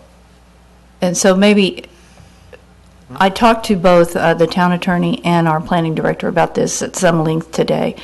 And my understanding was H1, which gives us sort of the ability to increase or decrease based on the situation, is something that is discretion that we do not currently have. Is that correct? It broadens our discretion? That's correct. The municipal code currently has off-street parking requirements for different types of uses, and those requirements are what they are. Unless the planning director wants to chime in. That's correct. Okay, so I just want to make sure that I understood number 1. So basically, it's kind of each project can be ad hoc based on the advisory checklist prepared for that project. Increase or decrease in parking. Is that correct? I'm sorry, say that one more time. Each project that comes before the town in connection with a use permit comes before the council or the ZDRB. There will be an advisory checklist, which will be prepared on a project-by-project basis, and then the council or the ZDRB can make an ad hoc decision on each project saying you can have more parking, you need less parking, so that the ordinances become more advisory. Yes, the council would be able to increase or decrease based on the facts of a particular project, similar to specific conditions that are imposed on any given project based on the facts of that project. Okay, so that is the overarching. And then we get to H2, which talks about joint use parking facilities. And I understand there's a typographical error in there so that the parking burden may be reduced by 25% is the import of that, correct? Yeah, that could be phrased in the positive or the negative. We could remove the word up so that it's reduced to 75%, or we could say up to 25%. So we have that for a joint use. I'm having trouble understanding how those fit together because in the first one we're saying we have full discretion, and the second one we're saying in joint use we have limited discretion. It seems like if we're going to do it that way, we should combine them and say, provided, however, in a joint use parking facility, council can only reduce by 25%. I would just say, as far as clarity of the ordinance and what we're allowed to do and what we're not allowed to do. And 2 basically tracks what we have on the books now. So those are kind of my structural comments on it. And I also have a structural comment on the ZDRB. I would like to see a carve out where I know that as applicable is a catch-all, and if it's not before the ZDRB, then it's not applicable. But the ZDRB seems to have a really limited purview as far as, quote, use permits and parking go. I would propose for the structure of the ordinance that that sort of be a specific carve-out, that 1 and 2, however they flow, are limited to council, and then there's a separate one, this applies to ZDRB in these situations. And those are just, I don't know if they're questions for you or just thoughts, but anyway, those are my sort of more technical issues. Do you have any, either Gary or Sandra, any comments about that last point about pulling out ZDRB's areas of authorization? Yeah, the ordinance certainly could specify when specifically the ZDRB would have a role to play in this process. One example that comes to mind is if there was a new residential structure that was going up that's going to have off-street parking requirements, and it would go to the ZDRB. As part of that, they could apply for a use permit to increase or decrease parking requirements. But yes, it is possible that we could break it out and say only in these specific circumstances. Do you feel that's necessary? I think because that, it's discretionary with each use permit, is that already covering that flexibility? I think that there are other provisions of the zoning code and the design review code that specify when particular applications can go to one body or the other. And this is a catch-all that talks about parking requirements in all types of uses across the board. And so the reference as applicable is insinuating that there's only certain circumstances when it would be in front of one versus the other. So you're considering that maybe a little bit redundant because it's covered elsewhere in the code? Yes, I don't think this creates a new authority to go to the ZDRB for a use permit. Any other comments?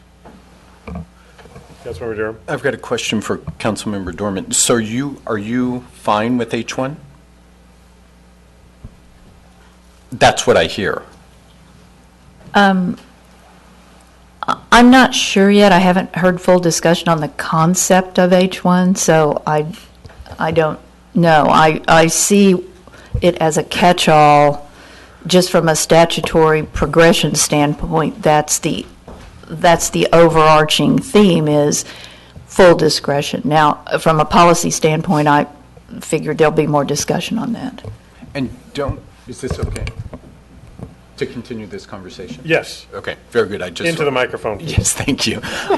So, because I see this specifically as to where we're headed with driverless cars, adaptive dual use for possibly parking garages as something else, because in 2 years, 3 years, 5 years, parking and the roads are going to change so much that it allows us that opportunity to be a little bit more, have a little more foresight when those individual situations come up, so that we can be a little bit more flexible and say, okay, look what just happened in the last 6 months. Therefore, maybe a reduction at this point would work. So that's my thought on this, and that's why I like it. So, Thank you. Councilmember Mueller? I just wanted to ask staff about the issue that was discussed by another council member regarding tandem parking. So what my view of the world that I see on a daily basis living here is that the tandem parking seems to be working fine right now. I really haven't hear a lot of stuff, but no one seems to be complaining about that. So when you prepare a staff report and count the parking places, I think where I'm going, I'm fine with the language in here too, if you can confirm that you use that as a basis for the employee parking plan, and you fit it into uses on the site that you find that it will work. Right. So if we said you have to, use every other means before you go to that, that might hinder some of these applications that come forward. Would that be true? Yes, but the reason the tandem parking is useful in town is because we're mostly built out and we have parking lots that are the size they are, but as uses change over the time, they may have an increased parking demand. So do we want to facilitate a change in use that makes sense? And when it comes to tandem parking, it doesn't make sense for guests to the site because it can't be managed, but Right. There is a place when it's with employees and it's managed correctly and we can meet that minimum parking standard, and we know the number of employees that are necessary to serve the business, so we know that this meets a certain level of need that's already incorporated into the basic parking numbers. So that's how we're looking at it when we bring So this is really adds another tool in your toolbox to support this, and it's not really in conflict with what we have in our municipal code now. So that's why you probably put this language in the way you did. Okay, so. Yes. Yes. Thanks. Vice Mayor? Well, I have a question also about tandem parking, which is in L, Section 2L, where it says L1. So it talks about, except in mobile home parks or as provided by a use permit, tandem parking where a car or cars have to be moved in order, blah, blah, blah, shall not count as fulfilling off-street parking space requirements. So why is that? I don't understand. Why would we say that on the one hand, and then on the other hand, have more discretion to allow it? Would that not fulfill their Yes. parking requirements? There are two prongs here, so it's except either in a mobile home park or as provided by use permit. So as provided by use permit, it's under that discretionary review. Okay. I just got confused about that. Thank you. Well, that was something I was calling out also. Why do we have it worded this way? Because it seems to me that we were considering in a recent business application, tandem parking as fulfilling its obligation for on-site. There was no off-site parking requirement for that particular business. And in particular, we were talking about in the... It is, the phrase is off-street, meaning, so it is on-site, just the opposite of what you were just saying. No, it's not really. What I'm saying is, why can't tandem parking count to fulfill off-street parking requirements? We're saying that it can't with this language. No, we're saying it We're can. actually saying we can. Tandem parking shall not count as fulfilling off-street parking spaces. Except in mobile home parks or as provided by use permit. I understand that. So So in those cases, it counts, by use permit, it'll count toward satisfying the on-site parking could you demand. give me an or the example of off-site when parking. this would apply then? Outside of a use permit and outside of mobile home park? When would this be in effect? It wouldn't really apply outside. of I'm those going to say, really, it's only going to apply under the, some single-family homes and then under a use permit. I mean, a great example was some of the recent use permits you've approved, including JCB. So, I mean, the use permit's going to come, you're going to see the proposal and how it's working as part of the employee parking plan. As currently written, it only applies to mobile home parks. The cleanup allows us, codifies the allowance of considering it as part of a use permit, which we've done by practice with many of our businesses in town. So it helps us in that manner. Is the concern a private business at home where there's limited parking on street for residential, and that we want to make sure that there is on-property parking and tandem can... Right, I also want to remind, if I'm not mistaken, Gary, the new state law regarding accessory dwelling units also, It's carved out as an exception. so you've got that included, so yeah. Okay. Did we answer your question? I feel No. like we didn't. That's all right. H1, this more applies to H1, I think. I'm trying to figure out, again, an example of where this would apply. If a business is non-conforming and requests a use permit modification, we would then have the authority, and I think we already do have at least some of this authority, to require that they get up to current code parking requirements, or the council could say, no, you don't have to, because in your specific property condition, that would be an unfair burden on that business. Is that accurate? Yes, and then we'll have these, the checklist or conditions that justify that decision. But So, we already have that discretion, don't we? yes, but it could be problematic if we're willy-nilly changing that for other businesses that would like to do the same thing. Okay. If we're not creating this clear documentation through the checklist of why it's allowed in this condition. I think of a property that might have, we have very few properties that fall into this category, but there is no backside of the property. Like, it faces two different streets and is exposed, and there's very limited on-site parking capacity. It would be potentially an unfair burden to then say you now have to find X number of spaces off-site because you're in a very unique situation. We have hotels that are very limited in size and space for parking, restaurants, that type of thing.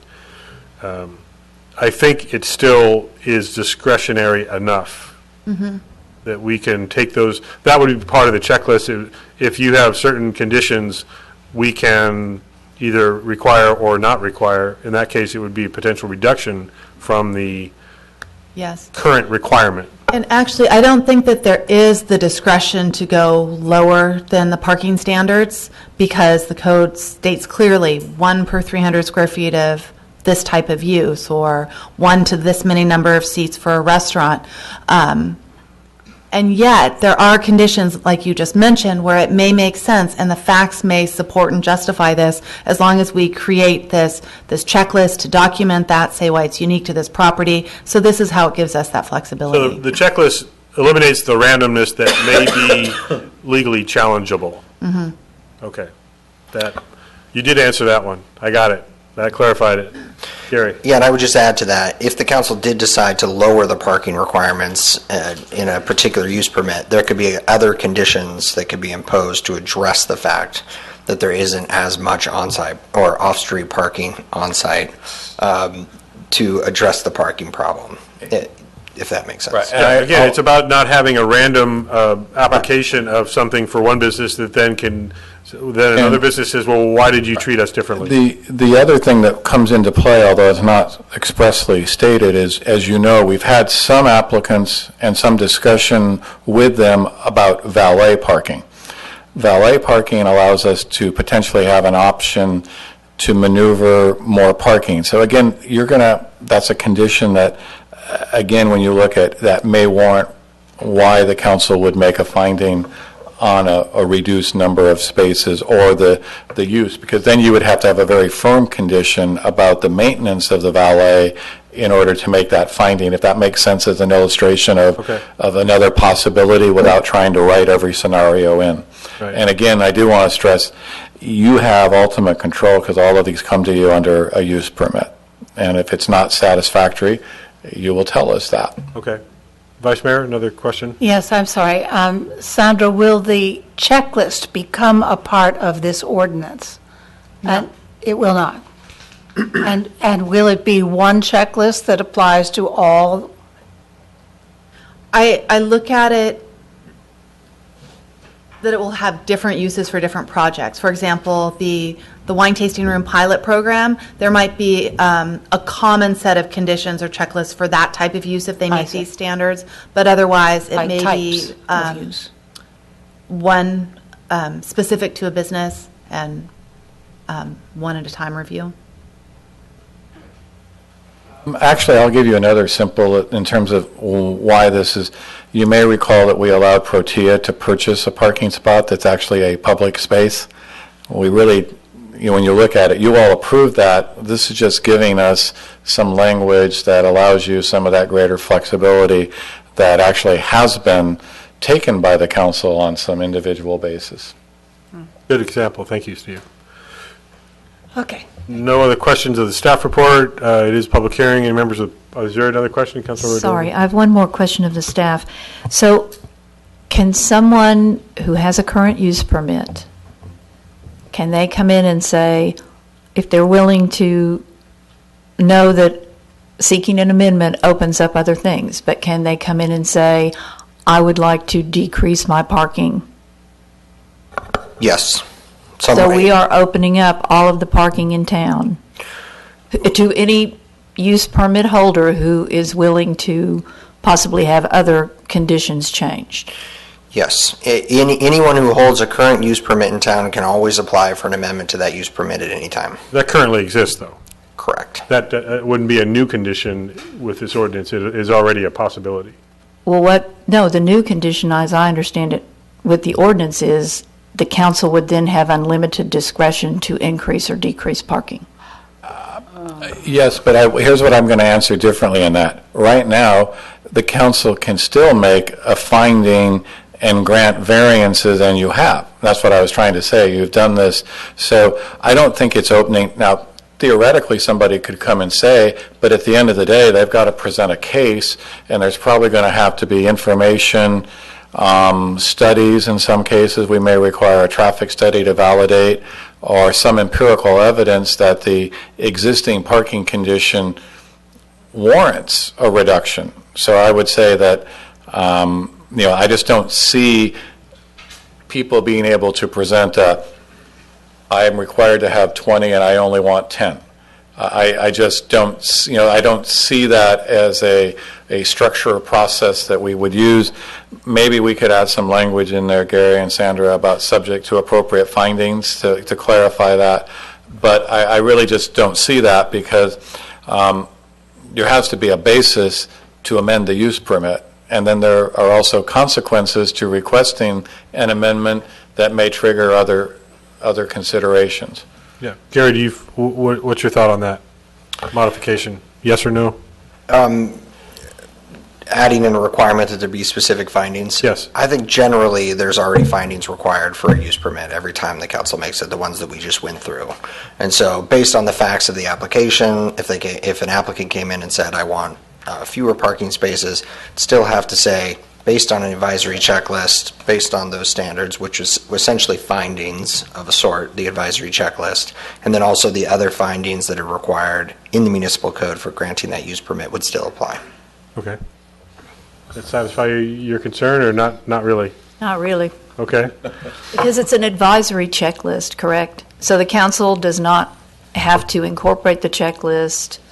They can say, this is fine, this is the advice of the checklist, but we're going to do X. So then we are left really without, I like the idea of findings, and that was going to be one of my suggestions.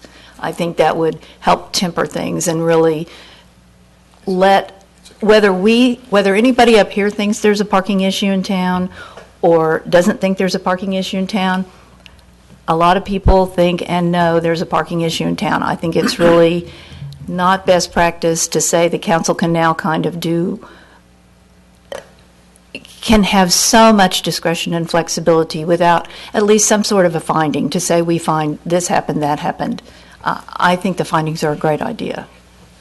What I heard Gary say is not that there aren't findings, it's just that they weren't necessary to be explicitly stated in this ordinance, that there will be findings attached to a use permit, so that there isn't, you stopped using that word, there is not discretion without some kind of control. Is that accurate? Yes, and the only thing I would add to that is the amount of off-street parking requirements the council imposes for any particular use is a matter of local land use discretion, and this council has set those in its discretion in the municipal code, and the council could, in theory, change those if it wanted to. So you could change it through an ordinance, you can change it through this process, you can, so in some sense, the council has already arbitrarily set these standards, for lack of a better term. Could we say something like, because we have these numbers on the books. So to me, we either need to take those out or we need to somehow address when we can exercise discretion. And perhaps it's something simple as saying in this proposed ordinance, these are the benchmark, for good cause shown, council can increase or decrease. And here are some elements that we look at for good cause shown. I mean, maybe it's something that simple, to tie everything. This is what I started out saying. I don't mind a Band-Aid. I just would like for it to be the best Band-Aid we could make it. And somehow I'd like to tie what we have to what we're trying to do. So I think what Gary's saying, it wouldn't be inappropriate to add findings, may be unnecessary in his opinion, but the council may decide that it is appropriate. Is that a fair summary? And Councilmember Dorman, does that sound correct to you? Yes, that does sound correct to me. Thank you. Okay. Since it is a public hearing, the member of the public. Okay, there you go. Very good. I'll close the public hearing. Good answer. Invite further discussion or potential action on this item. Councilmember Durham, you've pointed the microphone in your direction. In my mouth. So this is probably not the evening to discuss, but Councilmember Dorman has brought up something that I think is still important moving forward, and that's the counts that we give to the businesses in this community. And I've brought it up before. I don't know. I would like to have that discussion moving forward, maybe with this being the impetus of reevaluating exactly what that means to us, especially given excuse me, with our update that we're doing, and also just given the nature of transportation moving forward, especially very quickly. So I just wanted to comment on that. Thank you. Councilmember Mueller? I'm ready to try a motion and see where we go. Let's just see if there's any other discussion. No, I'm ready to Okay. discuss an ordinance. If I can Councilmember just Mueller. clarify, there's Yes. the one typo to I was gonna put remove that the in my- Okay, just, Got okay. it. Okay, I'd like to, thanks for that reminder, though, make a motion that we approve ordinance number 17-466, an ordinance of the Town Council of the Yountville amending Chapter 17.88 of Title 17 of the Yountville Municipal Code regarding tandem parking and parking use permit, with the single modification of removing the word "up" in H2. Is there a second? I'll second. Push the button, Where is it? please. Any further discussion on this? Seeing none, please vote.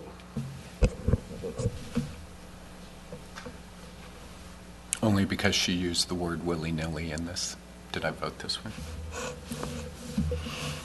So that passes 4-1. So that is, just as a reminder, that's an introduction and a first reading. This will be coming back at a future council meeting, I assume, in 2 weeks. Maybe not? Yes? Okay. Thank you. Next up, administrative regular item 10A, cannabis policy discussion. And I believe I'm going to fill some time here. Or Gary, did you want to start after all? Sure. Yeah, not a problem. I can start on this. Maybe talk about the timeliness of the conversation we're having. Yes, so as some of you may be aware, Proposition 64 passed last year and became effective immediately when approved last November by voters. The legislature recently passed and the governor signed SB 94, which collapsed both the medical marijuana revisions that went into state law in March and early 2016 with new rules for recreational marijuana after Proposition 64 legalized it for those over 21. So there's a new legal framework out there that collapses these two into a single state department. One of the things the State Department will be doing as of January 1 is issuing licenses for commercial cultivation in the state. And there are 22 different licenses for commercial cultivation, and there's a broad range of things that the council can regulate, prohibit, allow, depending on the policy direction that the council wants to go. And I see that Sandra's returned if she wants to chime in.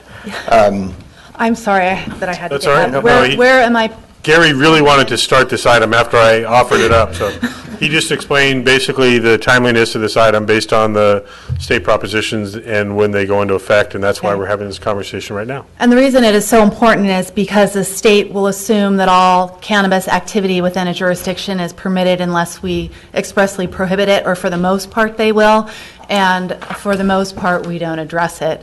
And I'll jump right into that. The town does ban medical marijuana dispensaries and cultivation. It does ban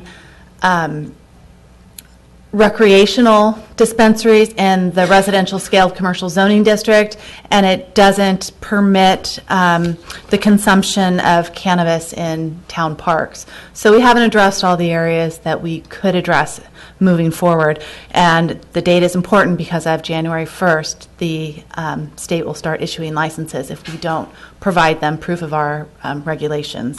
Very quick question about what you just said. Prohibits cannabis consumption in parks. Is that based on our smoking ordinance? Smoking, There are other ways to consume Yes. that so could yeah. actually happen in a park that isn't smoking. It prohibits use of cannabis or other controlled cannabis substances in town parks. So I think it goes beyond just the smoking of it. Well, that's the question that we'll have to address, whether it's intentionally inclusive of non-smoking Okay. platforms. Okay. Okay, so some of the items that the town may regulate or potentially ban are, as I mentioned, the medical cannabis businesses, recreational cannabis businesses, personal outdoor cultivation, personal indoor cultivation, commercial cultivation, and cannabis deliveries. And so I'll start with commercial activity. And as I mentioned, the state will issue a license unless we expressly prohibit or regulate a business. I've looked at this in terms of dispensaries, and should the town elect to do dispensaries, the first question is, where would you like to see these in town? We have 3 commercial zoning districts. They're only permitted in commercial zones, so that's the residential scaled commercial, the primary commercial, and or Old Town commercial. And then if you do decide that there is a zoning district where it's permitted, a question is how to regulate how many. Is 1 an appropriate number for a town? Is a cap where we allow a certain number okay?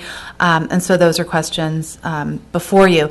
And coming to that number, I note that dispensaries are not permitted within 600 feet of a school, daycare center, or youth center, but that this distance can be adjusted upward or downward by a local jurisdiction. And I've shared some maps to help you understand what that means for town. And looking at those terms of a school, daycare center, or youth center, I've taken that to mean at least Yountville Elementary School, at least the Community Center for Youth Programming, and at least Yountville Community Park because of the active children's play equipment there. And that takes a great part of Washington Street. The next map in your handout includes all of the town parks, which would effectively eliminate any use of Washington Street or the town's commercial zoning district for cannabis businesses. So that is important to decide whether the terms in the state laws to school, daycare center, or youth center should or should not include all of the town's parks. Because the number can be adjusted upward or downward, I've provided you with other maps for the 500, 400, and 300-foot radiuses. And with those, you can start seeing little segments of Washington Street that start becoming possibilities for cannabis businesses, including dispensaries. if the town does permit dispensaries, the town may want to add additional regulations as to requirements for minimum security or reporting requirements, to require separation between medical and recreational businesses, to do such things as inspect shipments. It's pretty wide open. And then if the town does not wish to allow dispensaries, the town may wish to consider allowing delivery so that residents can have access.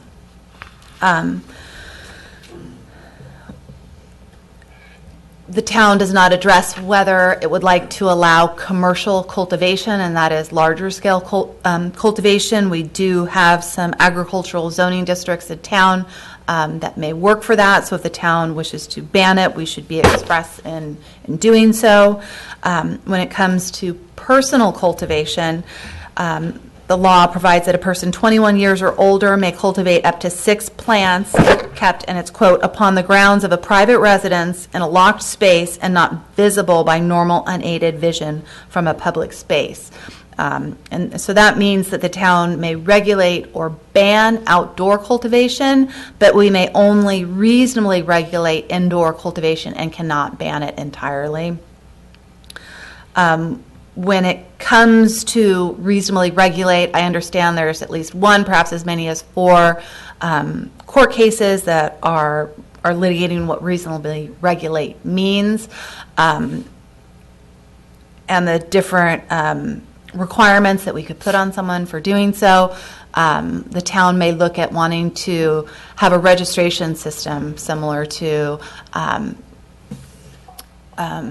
the rental registration ordinance, just so we're aware of who the parties are that are growing and how they're growing it. I have been in consultation with Sergeant Holman, and he indicates that when there is outdoor growing, because of the very obvious nature of when a crop is ready, it can lead to crime, and that the people who are in neighborhoods sort of casing it out are able to pick up on neighborhood habits, and they observe garage doors open, they observe people coming and going, and so that it can lead to a greater amount of crime than just beyond stealing the cannabis crop. All commercial cannabis cultivation must be conducted in accordance with local and state building and fire standards, and while it's not expressly extended to personal cultivation, we may enforce these as the reasonable regulation that I've noted, and so we may want to be explicit in that requirement. When it comes to deliveries and transportation, the town may not prohibit a business from using our public roads to transport cannabis through the town, but we are free to decide whether we want to allow or prohibit deliveries to customers in town. I've provided some of the examples of what the Napa County jurisdictions are doing, and I think Calistoga is one who's really come out ahead with doing some regulations. They do allow 2 outdoor plants based on the demand of their population up there to do so.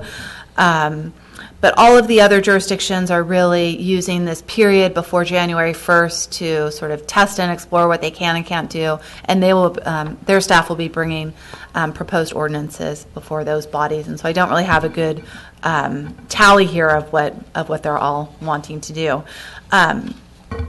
I have a section in here on the public health officer who spoke at one of the 2x6 Cannabis Roundtable meetings, and she provided a lot of really good information on how to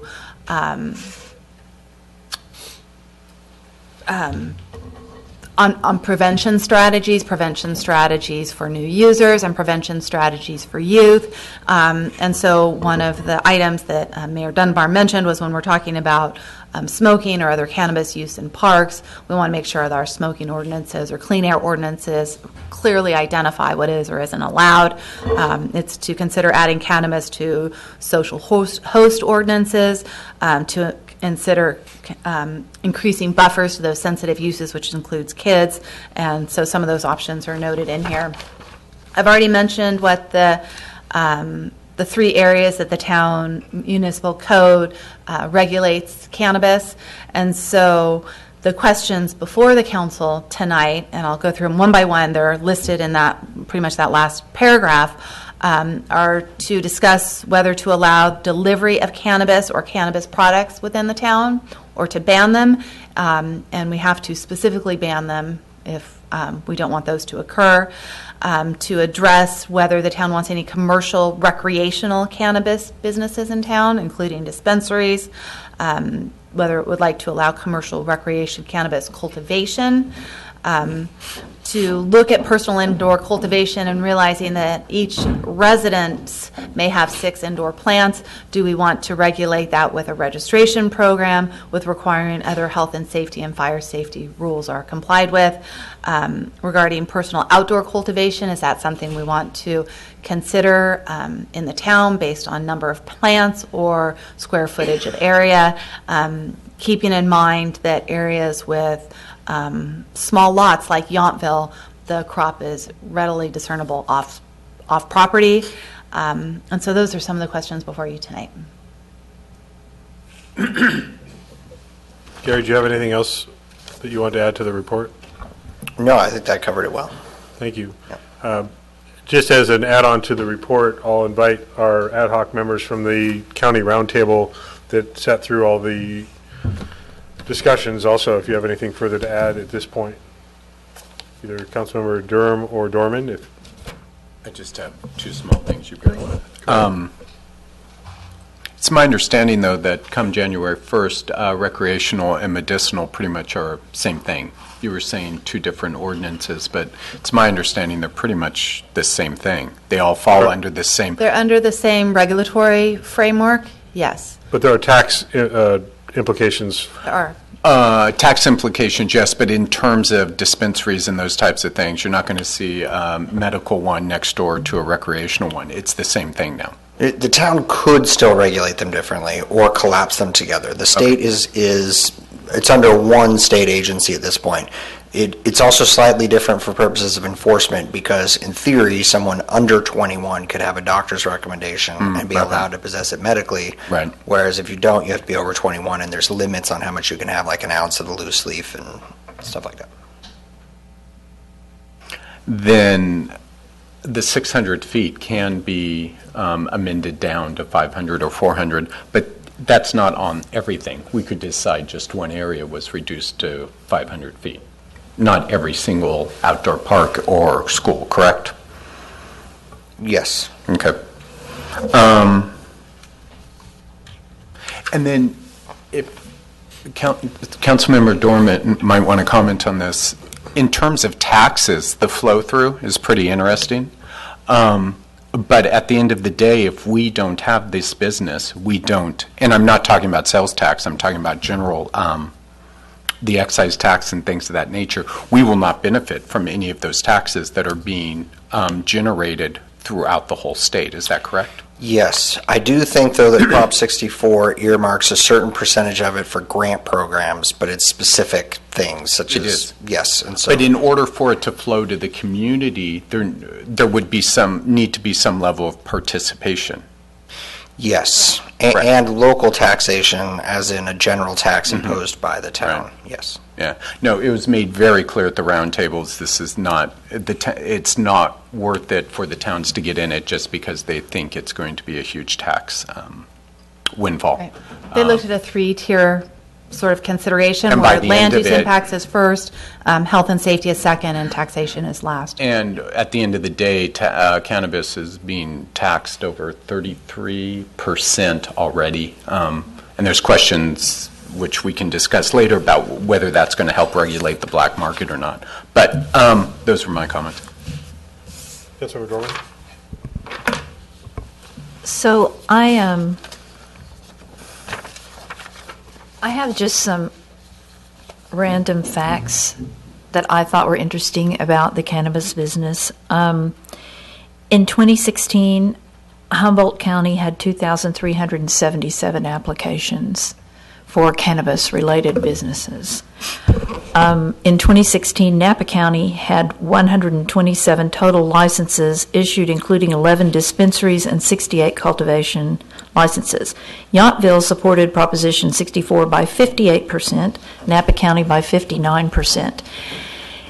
California, and I think this is important, is one of a minority of jurisdictions that allow, at least currently under, as everything is configured, on-site consumption, which kind of sets us apart. And it's called Canna Law Blog. And I think it's Harrison Bricken is the firm. Anyway, I got something from them today, and it was talking about how that, because of that, it may be a real bump for tourism dollars. Now, how any of this translates to Yountville remains to be seen. I'm just throwing out a few things. As far as the taxing goes and the possible revenue, Planning Director and Councilmember Durham are correct. The money is coming in, but a lot of it is taken off the top for, and rightly so, for research and environmental. And so the funnel down to the local jurisdictions for the grants is small. Now, some of those sunset in 5 years or so, so there may be more money. But also in the 5 years, the prediction is that the cost of the taxable base of marijuana will go from $1,542 a pound current to between $850 and $1,000 a pound, because when more grows, prices will go down. Edibles are predicted to have the largest profitability, and part of that has to do with the taxation frame, that they get write-offs that the dispensaries don't.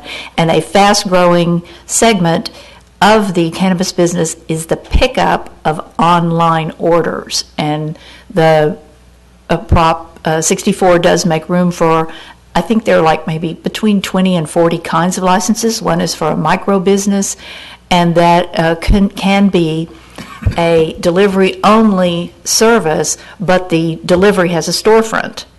No one comes to the storefront except the employees. But so there are a lot of things, although we think it's not. Yountville is, of course, our lovely small town. There are a lot of different things to consider because there are a lot of moving pieces.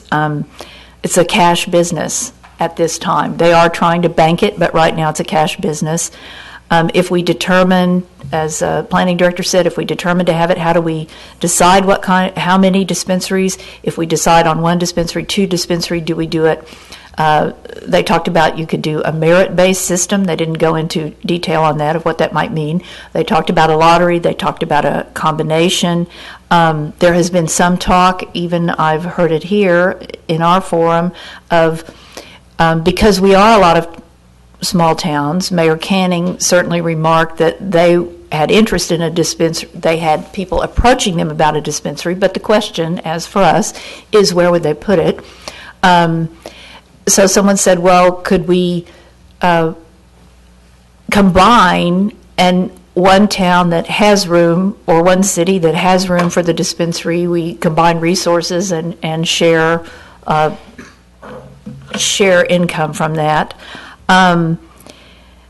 The City of Fontana case is kind of interesting. The county attorney said that the things, and Gary and Sandra, you probably know more, but the things being considered were at the court are fee for personal cultivation, whether you can require a notarized landlord consent, require a criminal background check, bar felons, require a city inspection. Another thing that people talked about that I think is important to us, because we do have undeveloped property and we do have county land behind us that's currently in vineyards, there's a lot of interest in growing cannabis crops.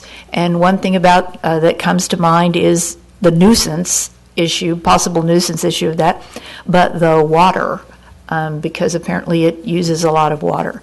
So, I mean, all this is just to say there are a lot of moving pieces. I think Councilmember Durham and I had spoken briefly, and maybe we need to have like maybe a workshop devoted to this of an hour or so if we come early to a meeting or something, and just really kind of, because most of the speakers and most of the articles I've read, it is really important to get public involvement and to involve your admin, to involve your finance people, to involve your law enforcement. Thank you, Sergeant Hallman, for being here so late.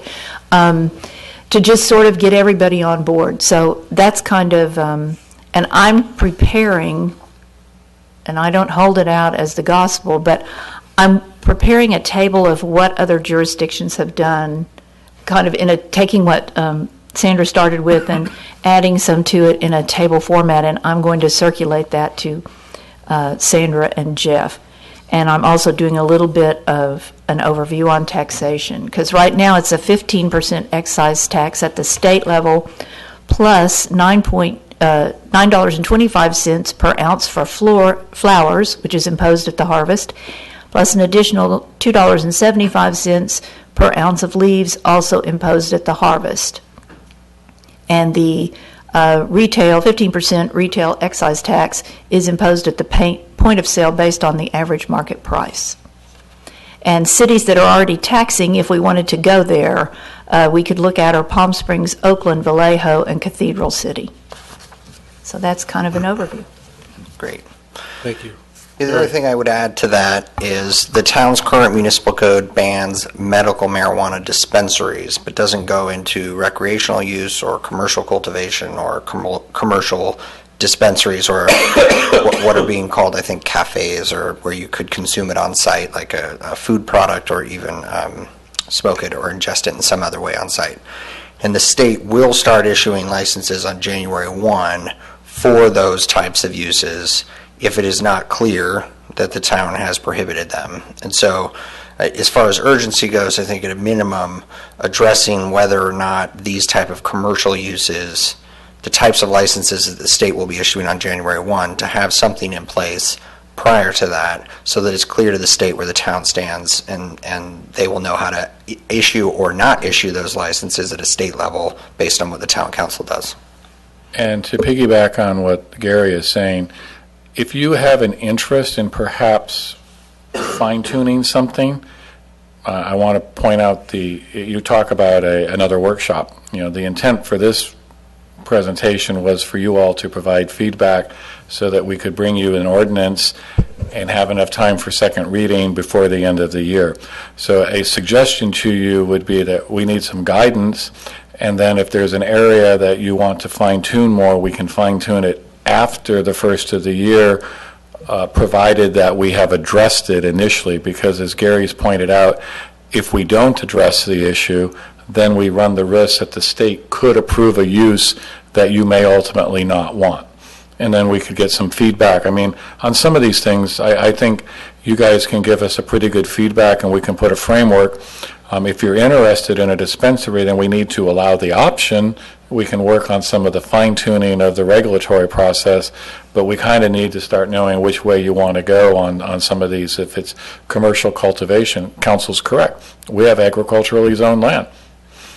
If we don't address that one way or the other on January 1st, somebody could. So that's why I would say we need a little guidance from you tonight, and then staff's intent would be to bring you, and we could certainly make sure that the community is more aware, and try to make sure that they would have a draft that we're looking at so they'd know some feedback on where your thoughts are. The other thing I do want to stress, staff supports a simple registration process at this point, not an overly complex one, but simply one where we know where the material is going to be grown so that first responders are aware. We can monitor complaints. There are some communities that have,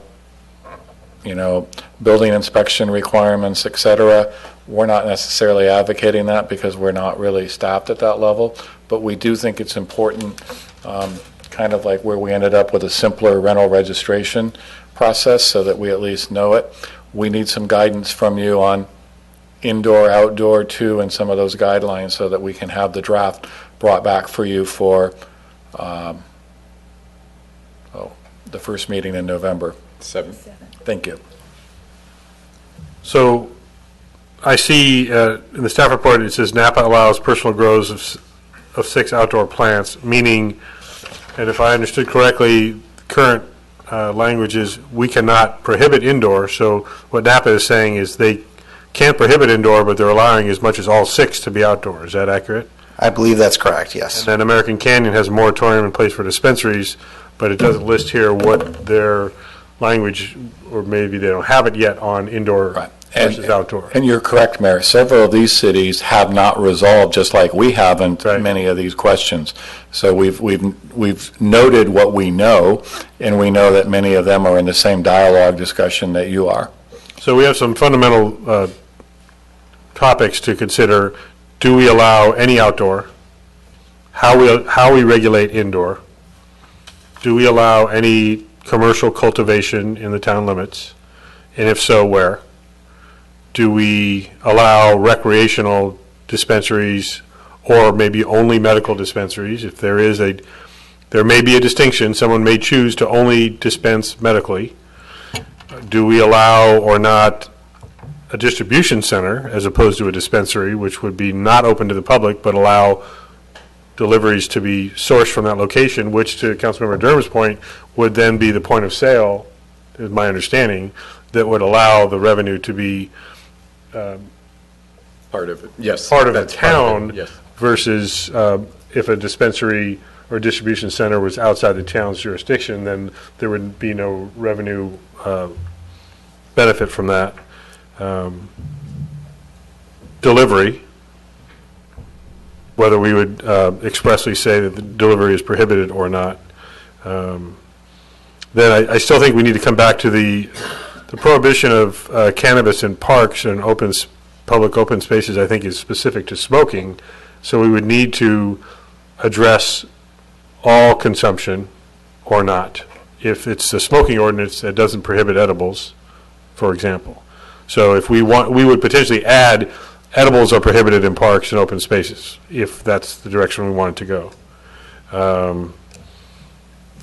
The other thing that I think we need to consider is if we were to allow commercial sales, could it be a secondary retail component of an existing business? Don't know. And I don't know if there is a legal language to that effect. No alcohol. Right.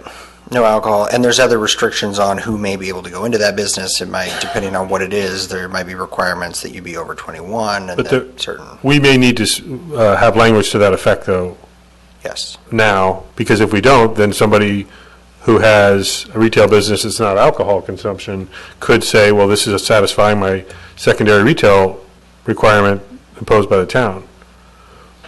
Could, but I'll just remind you, when it comes to a use permit, you still have discretion on whether but you're right, if you don't want it, I think what staff would tell you is clearly identify what you don't want so that we can write it in rather than have it be ambiguous and argued later. Right. So the other thing I just wrote as notes of things for us to discuss and potentially want to have language drafted is prohibiting individual sales of home grows. Is there current language in this that if you are growing your plants at home, you cannot sell it unless you get one of these licenses? Yeah, that's right. So the personal indoor cultivation is for personal use. Prop 64 does say that you can transfer a portion of that to another person over 21, but you can't do it for money. So in other words, you could transfer it between people who can otherwise legally possess it, because anyone over 21 can possess the legal amount now under Prop 64. Do we also need to consider, is there language related to caregivers? Because I believe in 64 there was language about if you have up to 5 patients, you as a caregiver have certain additional allocations. Is that? So I believe that's under the Compassionate Use Act in 96, and that does say that there can be a caregiver for more than one patient, and the recommendations or doctor's prescriptions to those patients transfer over to the caregiver, and that caregiver has immunity to deliver it to those people. Even if the town wanted to stop it, they could still come in and deliver. So if we talk about prohibiting deliveries, there would need to be a carve-out for that. Correct. Okay. Or we could explicitly say deliveries are okay, and that's a non-issue. Yep. Okay. Are there any other elements, Sandra or Gary, that I didn't summarize there? Does that sound like at least it gets us a good start? Okay. Any other questions from the council before I invite our member of the public? I think she didn't support. Yeah, okay. Okay, so I don't see any public, so let's just continue dialogue. Sorry? Yeah, I could. Yeah, Sergeant Holman, you've sat through all this, and you've already provided some expert testimony. Let's hear it live from you. Please. Thank you.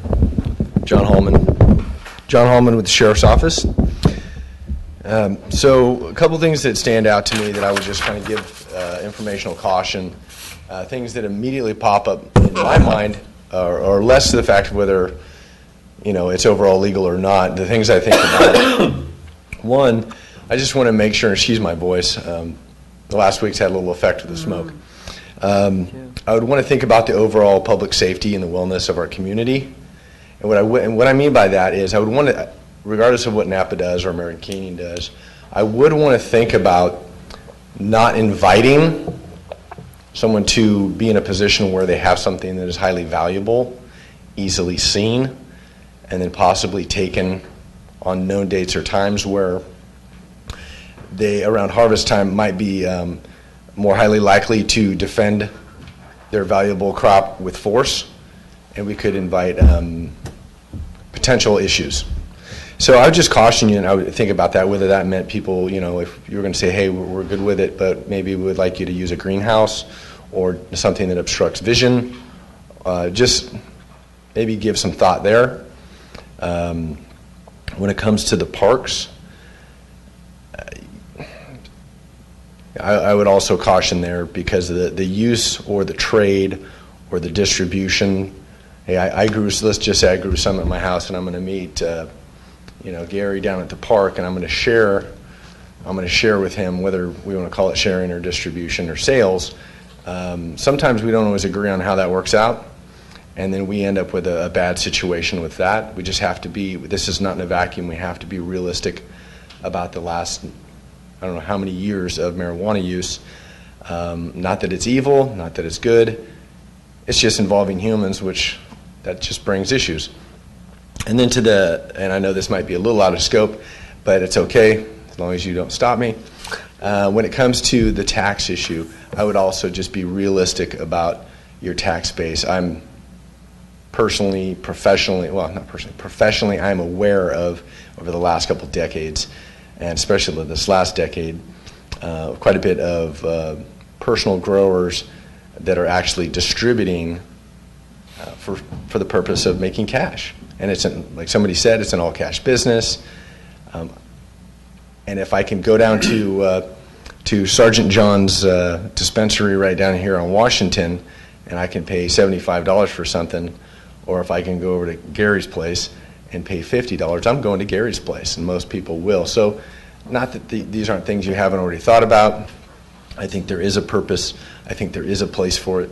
But I would just use caution so that we don't get into a place where we're creating danger. And I know you think heavily about this and care about it, but we just don't want to create any possibility of conflict or violent altercation because we're drawing in an element that typically not 100% comes with that, but you're going to draw an element that does come with that.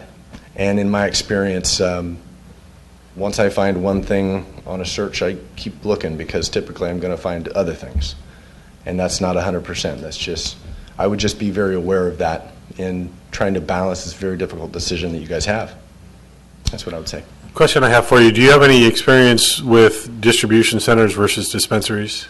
So I have not dealt with that in the city of Napa. It's new enough, at least in my career and in this area, that I do not have experience with the dispensaries. Or distribution centers? Or distribution centers. Okay. More of a personalized distribution and sales as a criminal type element. That's my experience. Okay. Any other questions of Sergeant? Thank you. All right, thank you. Yes. We have comment from the member of the public. You also have been here all night, so of course we need to have you speak, please. Thank you, I appreciate it. Devin Avery, 6468 Washington Street. Just a short comment as I'm listening to all of this. It does occur to me from a tourism standpoint that this is going to be something new and novel, and I'm thinking of edibles in particular, that there'll be people from around the country that would be interested in this that don't have it approved in their own state. And I just think tourism should be considered, not from a tax standpoint, but from a attraction. That's it. Thank you. Thank you. Seeing no other members of the public, let's have a continued discussion by council. Councilmember Mueller, do you have comments? I have a question. I was just looking at our current ordinance in our parks, and it says that in February 2015, we have no smoking areas and the prohibition of tobacco products and marijuana, could call that cannabis, in parks and recreation areas. So, have we already banned it's the use of marijuana? That seems like that would also include edibles. Yes, I think that it's already banned under that language. Okay. Even though, isn't that a smoking ordinance? So if it is crafted broad enough to include use, then I think it is. And then it would be a matter of a reasonable interpretation by staff for purposes of enforcement. We can review, but my recall is it was, because remember, we also talked about chewing tobacco and other things like that. So we can take another look at it, and if we feel there's something you need. And we discussed a lot at that time. The smokeless cigarettes were really popular. Now we know why they're not. But Yeah. so I think we were crafting it based on that. I think we did, but we'll double check. Okay. So do we need to? Is that enough, or do we need to? Can we cross that one off the list because we think we've already done it? Yes. All right. Thanks, Jeff. When we're doing these, I think if it's okay, Mayor, if you could see if there's some consensus, because this way, if there's a consensus, I would say we can go check the smoking ordinance, and then the direction would be, if we don't think it's clear enough, you would like us to bring back the language that you want it to be. So if you could kind of take each of those with that kind of a approach, then we will be able to address bringing back the future document for you with that regard. So with that guidance, we'll start with the smoking ban, and then I'm going to go down the list that I went through earlier and try to knock these off. So the Councilmember Mueller's point is, if I understood it correctly, we want to prohibit smoking of cannabis in our parks and open space as consistent with the existing ordinance. Is that accurate? No, use of. We already have. No, I understand. Yeah. Use. All cannabis. Right. Right. So we would have to then change the smoking ordinance potentially to clarify that it's all cannabis if that's what the council wants to do. Correct. There may be, the majority of the council says edibles are okay, smoking of cannabis is not, for the parks and open space. Correct. Okay. So can we hear council's position on that specific element? I'd like to just make a general statement first Okay. that will kind of explain some of my other ones. I think overall, there's a lot of important things we have to decide tonight, but this is just the beginning of what a lot of things I think is going to be an ongoing, long-term conversation. I really like the idea of workshops as we learn more and get more experience. So because it's so challenging and there is such a long list, of menu options, you can do this, but you can't do that there, but you can maybe do this, but you can't do that, I think my overall sense is that I feel I would rather start slowly and evaluate whatever we do agree on, and then provide additional approvals as we learn more, instead of coming out with the whole gamut of possible things that we possibly can do and then try to take them away one by one. That's always very difficult. So that's my overall strategy. I think that we are in the future near future, far future, going to be learning a lot from our local communities and around the state about some of these new and maybe unexpected ramifications that are coming out of SB 94 as it matures, and even our public gets used to what we may decide to do or not do. So just my overall comments. Okay, thank you. Getting back to the list, we've covered the smoking thing, at least for now. Commercial dispensaries, or no, commercial cultivation. Oh, I'm sorry, I actually didn't hear the council's position on clarifying that smoking cannabis or any cannabis use at all in public parks and open space would be prohibited. Does the council feel that that's appropriate to include? I'm okay with starting out that way for our first draft of the ordinance. I would, however, like to see everything rolled into one cannabis ordinance, not a piece of it here and a piece of it there. So I'd like to move it from 12.290 into a cannabis ordinance, just to make it all, it's a one-stop shop on what we are doing about this. Or it But I'm could be okay in with more the than one concept. place?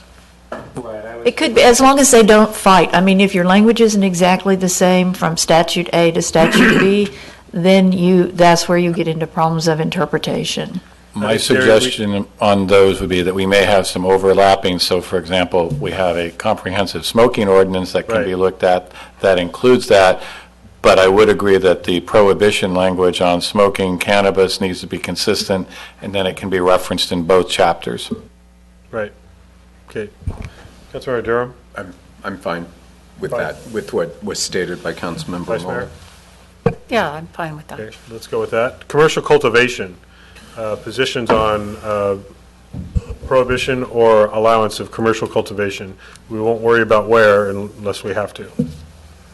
Is there a quick way to do this, either prohibit or allow? Councilmember Dorman? Could you come back to me, please? Councilmember Moeller, we'll start this side. Prohibit for now. Councilmember Durham? I'm willing to have the conversation Okay, for greenhouses and other forms of commercial cultivation. okay. Councilmember Dorman? Councilmember Durham, I'm willing to have a conversation. Microphone, please. I agree with Councilmember Durham. I'm willing to have a conversation. Okay, Vice Mayor?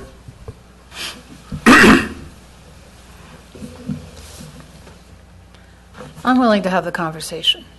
Can I Okay. get a clarification on what that means? I was going to say, can I break it Well, in? we already have 3 members of the council that are interested in discussing commercial cultivation, so we will have that discussion. Correct. Oh, And tonight. perhaps- Right now. Okay.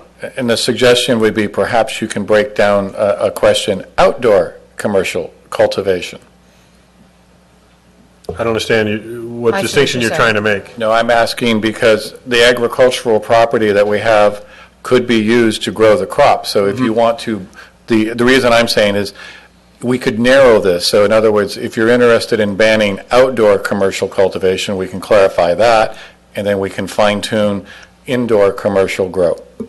And indoor could include an accessory structure of a residence, like a greenhouse. Is that what you're saying? Don't know, I'm not saying that, I'm just, Gary, is I'm that- asking for a question on one area. Do you know if that's permissible? I don't think the commercial use would be allowed in an accessory structure to a residential building because it would be otherwise banned and, Right. yeah. Okay. So So is the interest of the council to prohibit outdoor commercial cultivation? That's what I'm hearing Steve is proposing. Well, I'm just That- asking a That would question. then allow commercial cultivation only with the 6-plant indoor, correct? No. No. Remember, right now, take out the 6 plants. Yeah. You're Right. talking about commercial cultivation, so You that have to would have a be, structure. don't have to have a structure. You could put it in, if you don't restrict outdoor, any place that is currently zoned No, I understand that, but agriculture. what you're trying to do is restrict commercial cultivation to indoors. No, No, I'm asking the question of, do you want to allow outdoor commercial cultivation? and by outdoor, that could include, as we drive down 101 to Salinas, the giant outdoor greenhouses and stuff. we could require that it be in a greenhouse on the commercial agricultural land.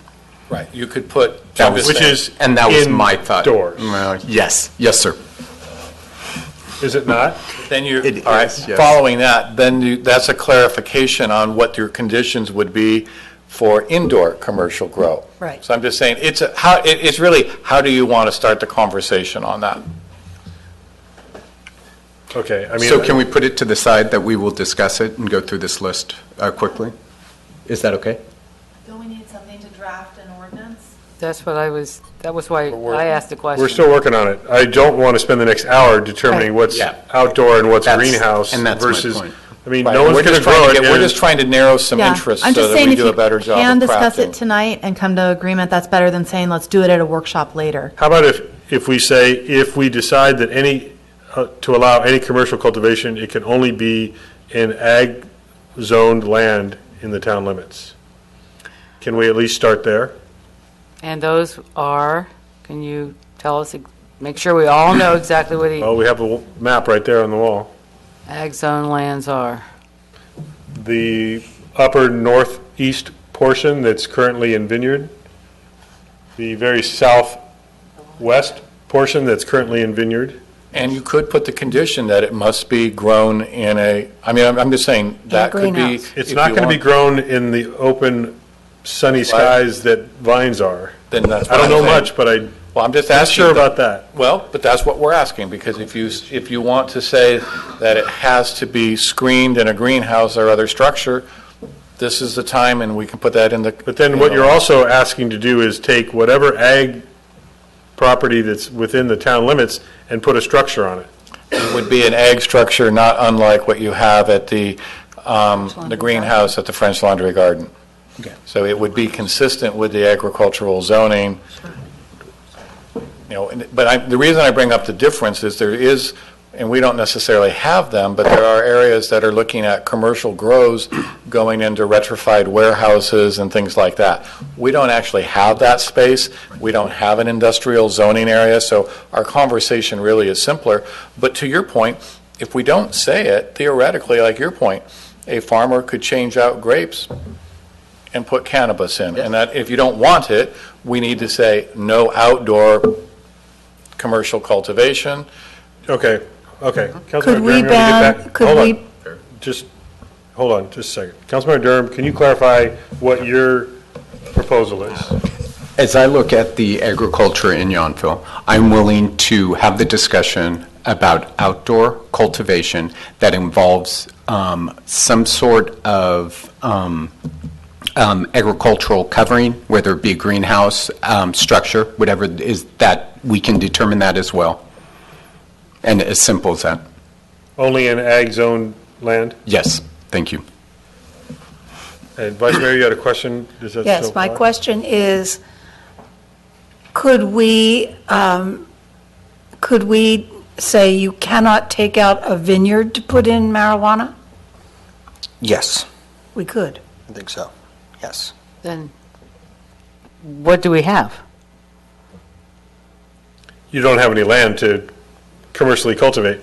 The other concern about that is the security of that type of operation. If it's put in, there would need to be security requirements associated with that, or else who are we kidding? Correct. Right. And one of the ways to achieve that might be to require a use permit and not allow it by right. Okay. V Marketplace has a lock on their front door where they have liquor, which is restricted to those only over 21 years of age. Which is exactly what this, yeah.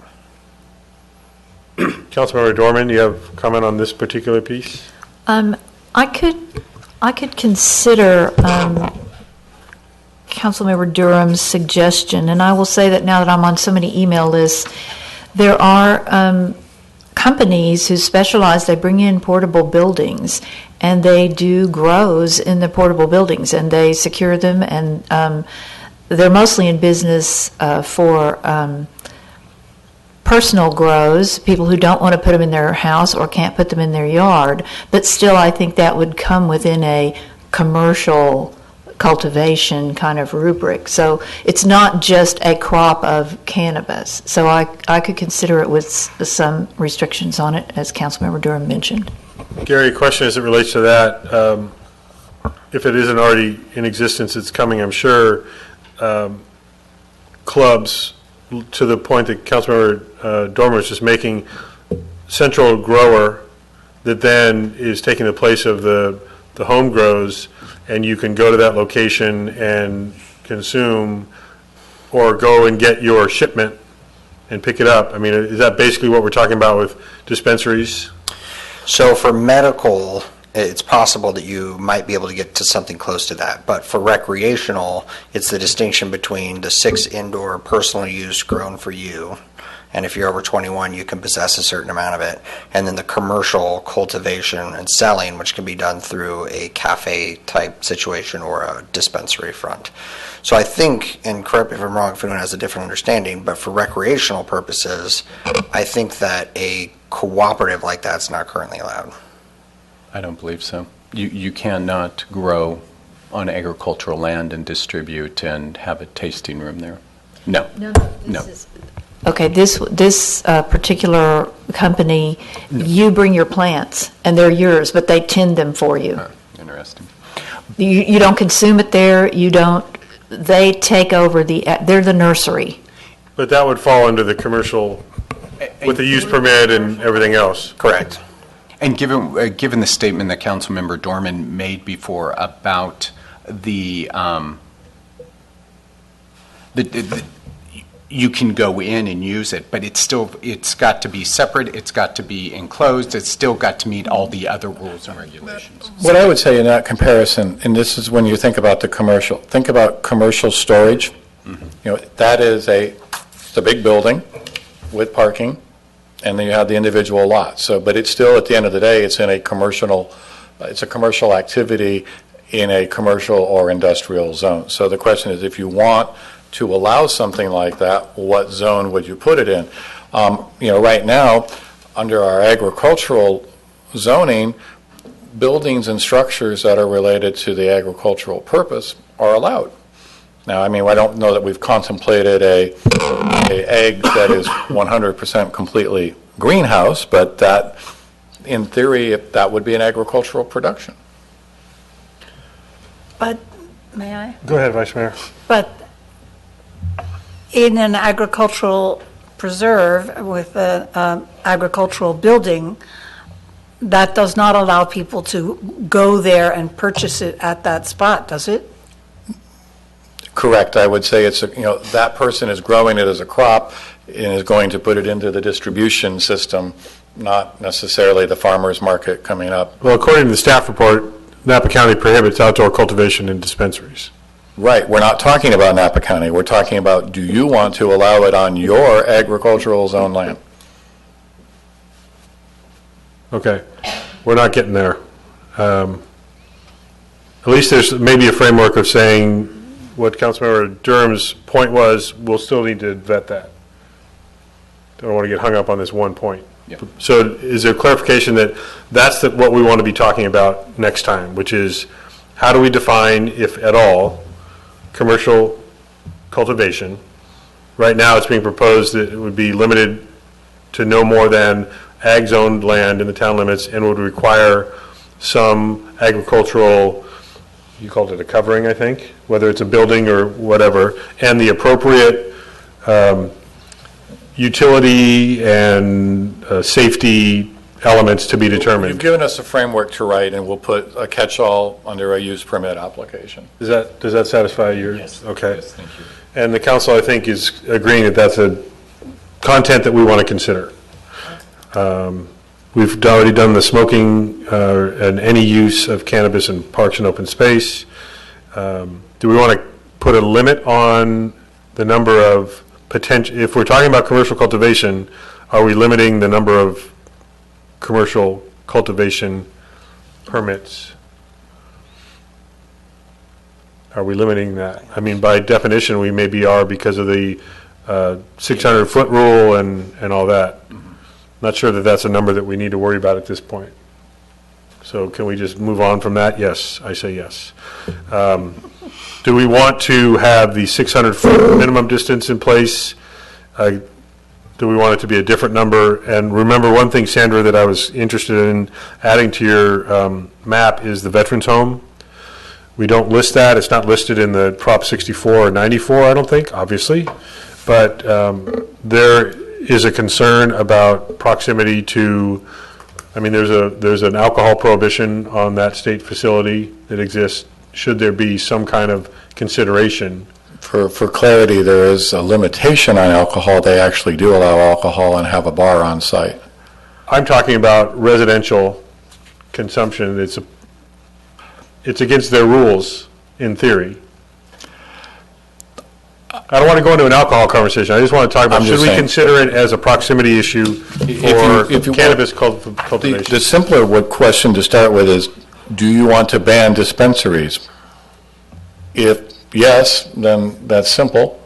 If no, then we have to work on what are the criteria and conditions that you would consider one, and then you would put your limitations, your distance, and all those things together. I would dare say that if the council wants to allow commercial cultivation, there would be an open-mindedness to either a dispensary or a distribution center. We're just going to go through the list. That's what we're trying to do. He's very intuitive. That's where, Dorman, is that accurate? I would be open to considering dispensaries in some limited circumstances, yes. Okay, then we need to talk about criteria and conditions. Distribution center, do you see a distinction? Basically, distribution center would be no public access. A dispensary would allow public access. So there's less, in theory, there's less of a safety risk, public safety risk, because the public is not allowed into the facility. And so by distribution center, do you mean like the micro business, the storefront that is, they answer the telephone, or are we going to be storing on site the? Just like Amazon, orders are taken and they are delivered from that center. The public doesn't go to that location. The product goes to the public.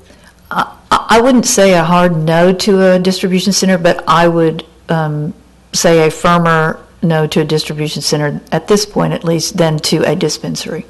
You favor dispensary, but you'd Yes, be at open this to point. discussing a distribution center as an option. To understand more about it, yes, Okay. yes. That's where, Jeremy, you agree with that? Yeah, and I personally can say no to a distribution center, and I think that, and I want to be open to a dispensary in Yountville. Okay. Councilmember Mueller? I don't understand distribution centers, so I'm going to take, again, a wait-and-see approach to really get an understanding of what that really entails. I just don't think we can figure that out tonight. So, right now, with the, so we're just talking, so We're just right now on dispensaries, we've yes or already no? banned medical dispensaries. So We- my question, we did that. What's on the books now is not what we're talking about. We're talking about crafting new ordinances, so don't worry about whether it's prohibited now. We're talking about whether we want to continue to prohibit it or allow it.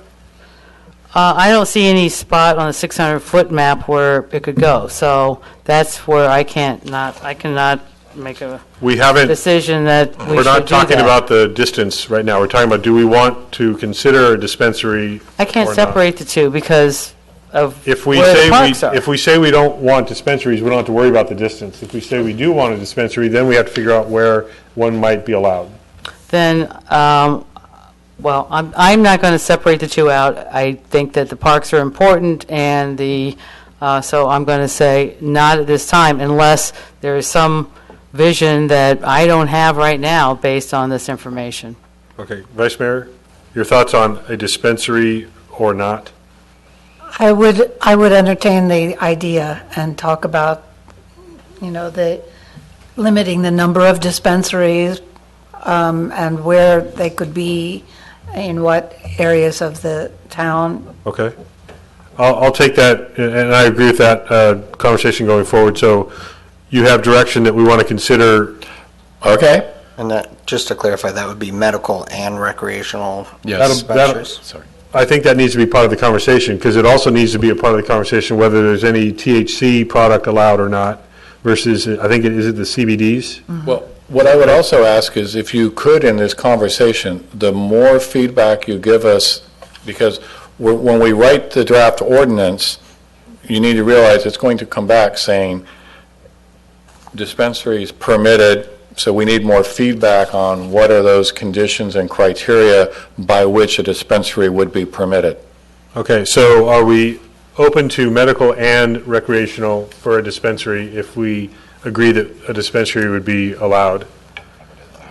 I am, and I would like to say at this time, I can take distribution center off the table, so. And I am open to medical and recreational dispensary. So it sounds like, I'm sorry to jump in, there's a consensus that there be no distribution center, so we Correct. can cross that off the list. And for dispensary, it seems like yes for both medical and recreational. Yes. So the sub-question to that is whether or not that's whole leaf sale for consumption off-site, or whether or not to have whole leaf and edibles and some kind of consumption on-site. That would be the distinction there. And I think we also need to distinguish, based on the limited exposure that I've had through the tours of the Vallejo sites, is the CBD versus THC. If we want to prohibit the hallucinogenic THC product, but allow the, what I will call the medical benefit CBD, and that's probably oversimplifying it, but that is a component of a dispensary that we would want to consider. Yes. So thoughts on those restrictions, as Gary and I just, I'm fine with off-site use only. no on-site consumption? For now, correct. Right. Yes. And then I'm fine with no THC as well. Just the fun stuff. Sorry, Oh, if that's what it is. THC is the hallucinogenic. Oh, so just THC. Just the other one is what you're maybe not saying. Tetrahydrocannabinol. so I want edibles. I want edibles to be allowed to be sold, and some sort. Go on. So the CBD would be primarily medical benefit. The THC would be medical as well, but have the hallucinogenic component. And if we want to prohibit the hallucinogenic component because of the potentially negative consequences of that, we may not. The industry is being regulated in the amount that can be used in the edibles and that can be sold. Correct. Just like we regulate the percentage of wine, and it needs to be marked on there as to what the percentage of alcohol is in a bottle of wine. But I don't know what CBD is. I do know what THC is, and I know how many different kinds of THC there are. If you're going to do that, alcohol is one chemical structure. Tetrahydrocannabinol, there are up to 400 of those, and I don't know what CBD is. Maybe if somebody can tell me, I can give you a little quick rundown of what that means. But It's the non-hallucinogenic cannabis, from what I understand. well, do you know what it stands for? Can't If it's not a tetrahydrocannabinol, if it's a sativa plant that that you're talking about. Then I'm I don't willing know to what you're talking start about. with the no THC with the CBD product to start, so at least we get the discussion about if I can jump in. dispensaries allowed. Gary?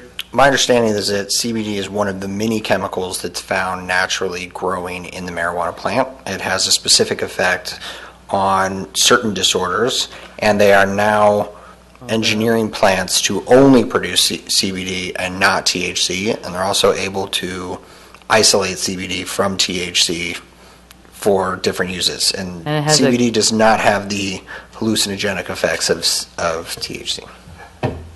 Let me see if I can That's fine find the then. structure for that real quick. That's fine here. then. To not have the THC, just have the CBD items. Not on-site, only for off-site use. Was there another component to the dispensary, Gary, that you wanted clarification on? Zoning and distance. Right. Okay. Zoning for a dispensary. Zoning only in commercial on Washington. And I would like to have the discussion of a modification of the feet, the distance- 600 feet. Okay, so before we get to that, Yes. is there a consensus, we want the language to say Well, I have a those question. pieces? Vice Mayor? My question is, in the recreational use marijuana, that is the THC marijuana, is that correct? Very good, thank you. Recreational use marijuana does include THC, but it also would include CBD. And so under Prop 64, you could consume Either one or either both one or whatever? Or both. I think that But the CBD is usually the medicinal marijuana, is that true? I thought that's what I had heard from. I wouldn't say it's usual. I see. I think that that marijuana with THC can be used for medical purposes and is used because it also contains CBD. I see. CBD has limitations that the THC, that has CBD plus THC. It's not one or the other. Well, Why would no, we it's not what- have the THC? Hold on, let's have one person talk at once. Vice Mayor, still, your question? I guess I'm confused that, why Councilmember Durham said no THC. Because there is a cannabis product that has no hallucinogenic components to it that can be consumed principally for medical benefit. The THC cannabis has those CBD medical benefits in addition to the hallucinogenic benefits. I see. So you either have one that does have the hallucinogen and one that does not have the hallucinogen. Okay, well, And it still allows private home grow of whichever type. Your questions, yes. Okay, so Okay. Councilmember Mueller. CBD is a cannabinoid. THC is tetrahydrocannabinoid. So there are metabolites of CBD is a very general term. THC is a more specific compound. Cannabinoids can have a lot of different metabolites that can have very similar pharmacological properties as THC. So I think, again, you really have to have some information about your general class of cannabinoids and psychotropic versus pharmacological non-psychotropic effects versus the THC before you can talk about that more specifically. Well, I'm talking about it based on hearing the testimony from the dispensary owners and operators who have clarified the distinction, that they have rooms that have the THC product and rooms that have the CBD-only product, and that the CBD-only product is principally used for the medical dispensaries. I don't know that any medical dispensary, I'm going to stop there. That's We're my going to, experience. we're going to include some additional reference material and background on this thank you. so that. Very We'll good. get You'll be able expert to help. testimony from industry. Let's do that. Oh, yeah. Amy. Okay. Is there any more discussion about, I don't know if we have consensus from the council on if that defines the dispensary piece? Councilmember Dorman? Thank you. So Councilmember Durham mentioned edibles a couple of times. Are you looking to limit it to edibles? No. Okay. Because I would be open to discussion of anything, but my preference, I think, at this time would be limiting to edibles, but. Vice Mayor? Any more? Oh, This is just well, dispensary it specific. seems to me that a medical dispensary is one thing and a recreational is another. So if we're only talking about medical, I can see that, I can support that. If we're talking about one of each, I could support that. I just have to know what we're talking about. Okay. I would agree with Councilmember Dorman about prohibiting or limiting to edibles. If we're going to have smoking ordinances throughout town and then to allow the sales of smoking product, it doesn't seem consistent with me. I think I think it makes more sense in what might be the culture of our business community that we have edibles only. What about the people can grow it in their own home? We're not talking about Different- those. yeah, We don't we're not have- talking about We can't that. prohibit that. So we're talking about I see. commercial Okay. sales of product. I would support edibles only, prohibiting smoking product as it relates to a dispensary. And I apologize, I may have missed it. Did you guys, I heard some discussion about 600? We have not discussed it Okay, yet. then I was, you only heard that we would get to it. So, Councilmember Durham, you're interested in modifying the 600-foot minimum distance? I'd like to, in terms of, I'm open to the fact that if we modified 600 feet from the school, it would allow for opening up a dispensary and a commercial business that would actually be off-site and off-street view. Be off-site. Say that again, off-site and off what? Off-street view. So if Street view. everybody's worried about security and things like that. Other thoughts, Councilmember Dorman? Can we do something where, rather than saying 300 feet, 600 feet, we say we designate this stretch of Washington as the potential site? Or does that take away, is that not appropriate to do? It seems like it might have some problems, but it also seems the easier way to do it. There's, That's a good point. yeah, there are ways to do what you're proposing. You could do it through spot zoning, or you could create a minimum foot requirement that would, in effect, require it to only be in one place. And then we'll bring back language that also echoes appropriate safety, security, and use permit to give us a lot of flexibility on details that we really don't want to go into because we don't have an application and we don't have a use site to, unless there's something really specific. We'll include security and some stuff like that in a framework, but without knowing a specific application, it's hard to develop the conditions. Can you have different, I'm assuming the answer is yes, but if we wanted 600 feet from the school and a shorter distance from other, Like the parks? I think yes. I think you can do that, yes. And we don't have to include all parks. right, I understand that, but I'm looking at the 600-foot around Yountville Elementary School eliminates a section of Washington Street, which may or may not be appropriate. It does allow Washington Street basically south of the community center and north of Vanderleer Park. And that, I'm generalizing that, but that would basically be allowable under the elementary school 600-foot minimum. If we didn't include the parks, all the rest of Washington Street would be a possibility. Could we do individual parks? Like if we feel like the Yountville Community Park with all of the children's apparatus there, we would designate that as a no distribution zone as well. So that, I would invite that for consideration. If we said that there was a 600 foot from Yountville Community Park, 600 feet from Yountville Elementary School prohibition, and potentially remove, well, I think the community center with all of the youth programming that goes on there, then the only other circle off of this top one that would be removed would be the Toyon Terrace. And then I might propose that if we're going to keep the community center, we reduce the feet of its reach. That's a good idea. To the footprint of the community center? How far out from that? Excuse me. I haven't done the calculations to reduce it just enough from Washington Street. That would be my requirement, my idea.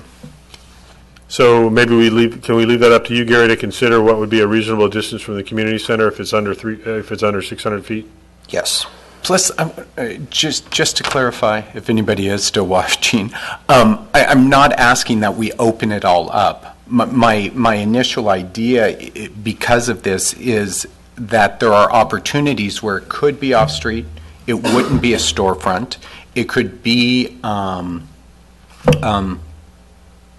not seen, visible from the street as well. So that's my thought process of I hear what you're saying, but the reality of our commercial development doesn't really lend itself to that. I mean, just knowing that you all know Washington Street and you all know the commercial district, there's very little side street commercial zoning. So to that point, the problem with any prohibition around the community center is it eliminates the entire Vintage Estate property, which may or may not work for the owners of the Vintage Estate. If we're looking for a retail space that's off-site, that's secure, that's all these other things, and we eliminate a third of our town, or more than that, of our commercial area, that could be problematic. And I agree. So we have all started the discussion that you're not going to be able to buy a rolled cannabis cigarette at a dispensary if it is allowed in Yountville. It'll only be edibles, which are not allowed in public use as well. They would need to be taken into a home or a hotel room as well. So that's a little tweak on top of. You can't walk across the street and consume in the plaza at the community center. Not legally, no. Right. Not legally under the current rules at all, so. I see the contradiction in all that. Do you, Gary, do you feel like, and Sandra, that there's enough direction on this piece about dispensary, the type of product that can be sold, the proximity or minimum proximities? I think is the consensus of the council 600 feet from Yountville Elementary, 600 feet from Yountville Community Park? Are we in agreement that that's where we want to start?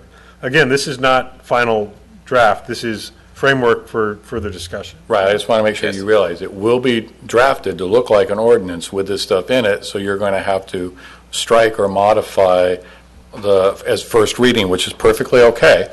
Yeah. That's fine, yes. Maybe we consider some type of non-circular restricted area from the community center, and whatever the appropriate distance is. That's absolutely, council, you're absolutely, if there is a area that you want to say it's only allowed in this area, we can do that. Okay. We're going to stop there for that item. Okay, moving on. Could I, There is enough consensus. No one was stopping me, so I'm moving forward. well, is this the place where we need to talk about how many we might want in town? Or is that a later discussion? Dispensaries? The more you do now, the better, but here's what I would say. Under the current, first, it's going to take a willing landlord in an area that's zoned appropriate. So you've got a lot of control, and you currently don't limit your tasting rooms and stuff. So some things, but if you want to say no more than 2, now's the time to do it. Or no more than one. Correct. That's why I'm saying the more guidance you give us now, Is there the an interest in better. allowing more than one if we find that we want to even allow one? I do not have an interest in more than one at this time, no. Okay. Does anyone have an interest in more than one, or can we just put that number in? Okay, That's we're putting it. that number in. Very important point. All right. Up to 1, meaning 0 or 1 at this point. Okay. One thing we still need to get back to with recreational is, do we allow any outdoor? We'll just keep going down the list. I am because going right now down the you're list. dealing- So recreation. Going down my list. Yep. So do we want to allow any outdoor Your personal grow. plants? This Yeah. maybe could be a yes or no question. Yes. And, okay, if there's a yes, we'll have to get back to how many of the 6, but I'm a no on outdoor. no outdoor. Indoor only. Indoor only, Indoor only. indoor only. I mean, indoor only also. Okay, so that answered that question. Don't have to It'll worry be- about how many outdoor. Okay. Now, one thing is, we'll put language in for a simple registration, a simple Yes. permit. Yes. Simple Yes. registration. Don't call it a What type of permit. security do we have of that information so that it's not available for somebody to find out, okay, here are where they're growing? So if there were a permit requirement, the fact that the town has granted a permit like that, it's very similar to a building permit or any other similar. Or a home business, Correct, which is public record. correct. So I'm not comfortable with regulating and basically identifying who is home growing. But I hear that concern, but I'm also going to say, as a staff. I understand what you're and gonna say, public safety, Steve. And fire, if we don't know where the stuff is, it has a challenge for us to monitor and enforce. I understand that. Okay. So registration, yes or no? Councilmember? At this time, I could see your reasoning and go with no, knowing we get to see this again, but right now I can see the reasoning of that. So No, right now. no registration, Yeah. yes or no? Come back to me, please. I think we should register, and I think there could be a way that is confidential to our staff and confidential to our police and fire who need to know. Gary, do you think that's a possibility legally? So, Public Records Act generally, there's probably some information contained in there that could be withheld on a privacy basis. There's a catch-all in the law that says you can withhold information if the interest in privacy outweighs the interest in disclosure. So the personal name, perhaps, you might be able, personal name, I think, is you could probably go that far. Yeah, so, Right. I say no. so I would only support registration if there is a way to maintain confidentiality. Wouldn't HIPAA apply since it's medical? Not all medical. No, but you're now talking about recreational into personal grow. I'm okay, I'm going to support you on this. I just want to know that when people start complaining about their neighbors, we're going to have no basis and no tools. Well, all of our enforcement is complaint-driven pretty much anyway. We won't have, I hear you on that, but the thing I'm just saying is I won't know where it is. Staff will not know. I'm also basing the fact on the kind of public feedback we got just about registering rental properties, that the community may not be supportive of And that's what I'm saying. registering if they are growing their personal. I'm just saying, lot. I'm okay. I just want you to know there's consequences to the direction, and we are, based on that conversation, talking about a very simple one, not, as some communities have done, not checking electrical and anything like that. Okay. Just they're growing or not. Just Councilmember add- Moeller? I'd like to just add one more thought to this conversation. Another reason that I support the registration is because I would also like to limit this to single-family residences. I really want to explore in a lot more detail whether we're going to impose our restrictions on a landlord. I just don't, I think isn't that part of some legal issues going on right now? And I'm not sure, again, single-family residences, I have no problem with indoor grows. That are owner occupied, you mean? Well, if we have apartments. And can we, without talking to those owners of those apartments, we even have the Napa Community Housing. I don't really understand yet fully, they're not single-family residences, that until I know more, I don't want to include anything that's not a single-family residence. Can a landlord prohibit it under the? So yeah, I would say there's two things here. One, a landlord can prohibit it through the lease and can decide and enforce it through all of the other civil code provisions that are available to a landlord to enforce landlord-tenant law. Two, Prop 64 allows it in the personal residence or on the grounds of. And so there are some local jurisdictions that are saying you can only do it in an accessory structure, which would necessarily exclude apartments. So that's one way to get there. But if you rent a home, to get to the single-family residence thing, if you rent the home, you don't get to decide if you can grow. It's the property owner that can decide if you can grow or not. If it's addressed in your lease. But if it's not addressed in the lease, the renter doesn't have the same authority that the property, because the property owner has the right to grow up to 6 plants, not the renter of the. It's in their personal residence. So I would say, if So- you're renting the property, it becomes your personal residence and your right to Is that do what you're that saying, Gary? subject. Yes. Okay.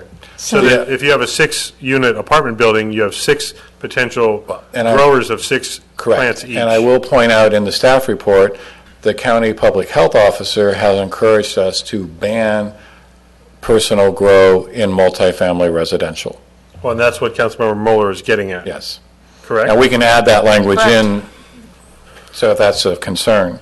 Does the council want to ban personal grows in multifamily buildings, residences? Does that include Arroyo Grande? Yes. Arroyo Grande is How- multifamily. Family. All right.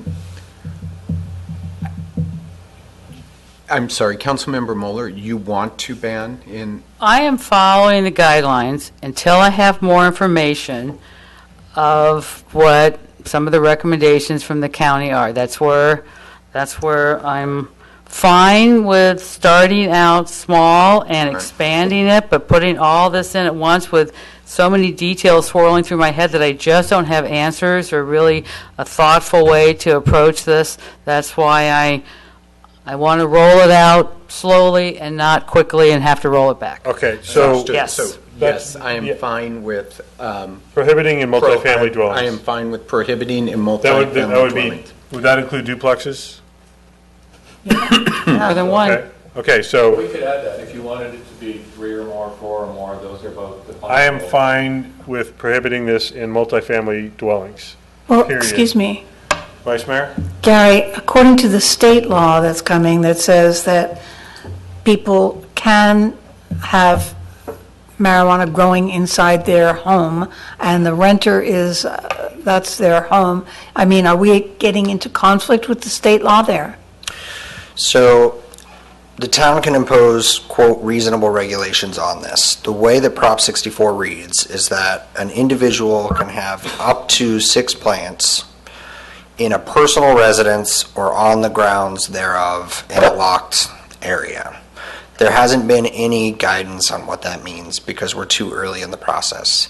So as long as the council is imposing a restriction where there is a reasonable connection between what the restriction is and why it's being done, and that's typically done in the recitals of the ordinance and in the staff report, then there can be a basis for it. All right. Some of the cases, as in the Fontana one, and there's also 3 other ones down south, those local jurisdictions decided to do things like you can't be a felon, you have to get your landlord's permission, you have to have an annual search of your residence, these types of things.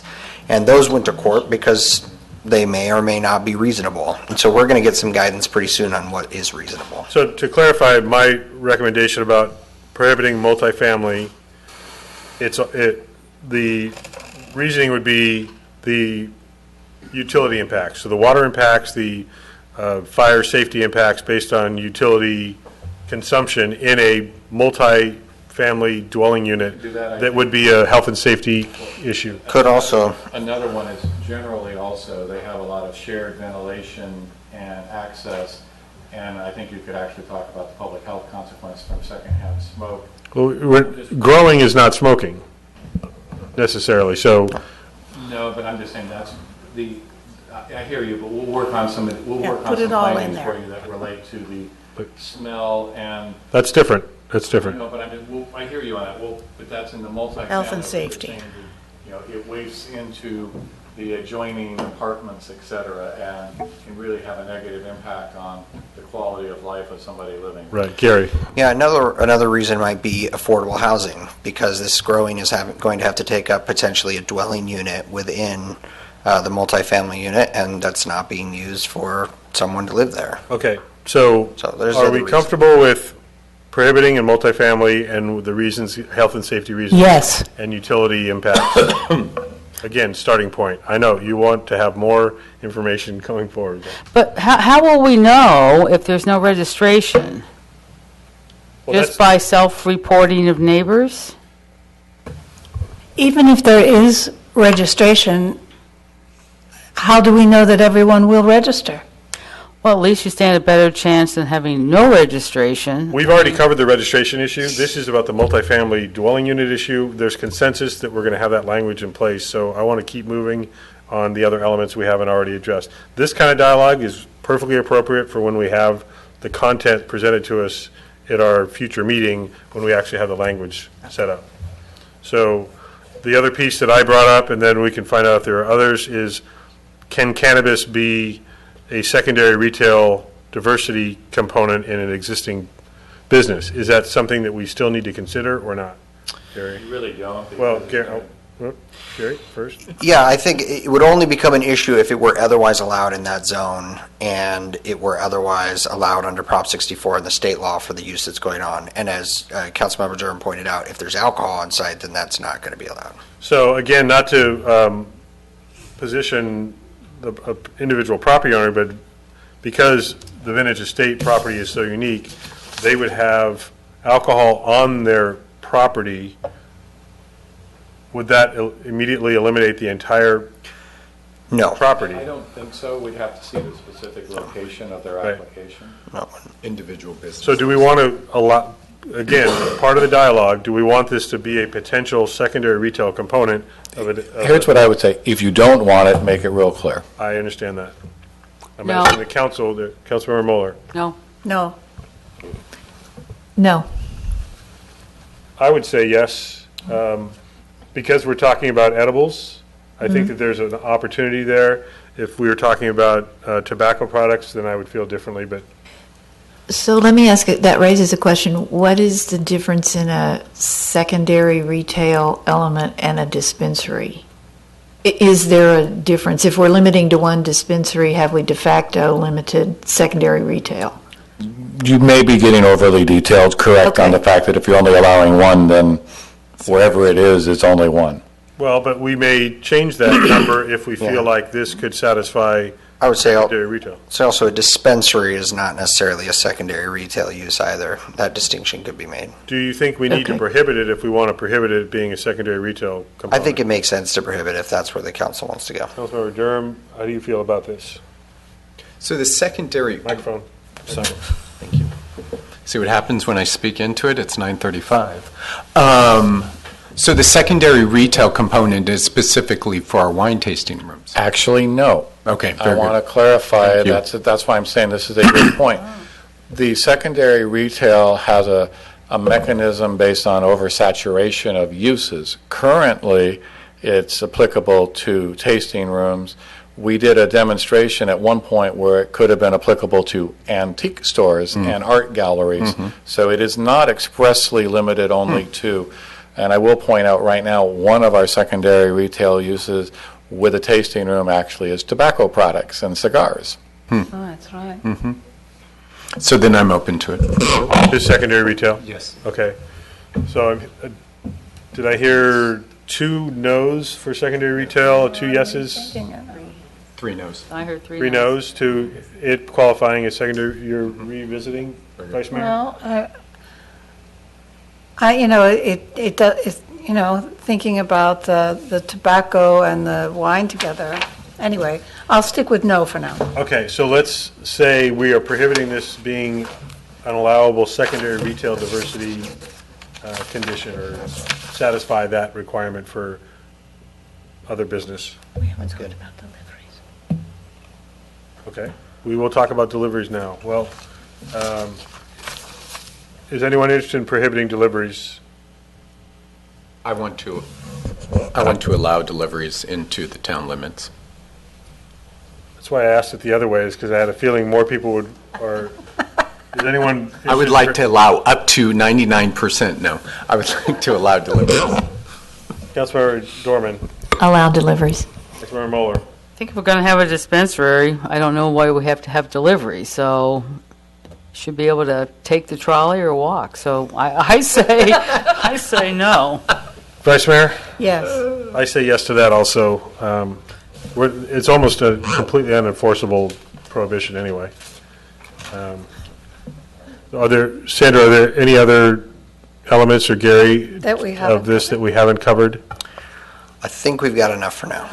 And if we find, if you will raise questions for you and give you some samples to insert or modify. Do I dare, Michelle?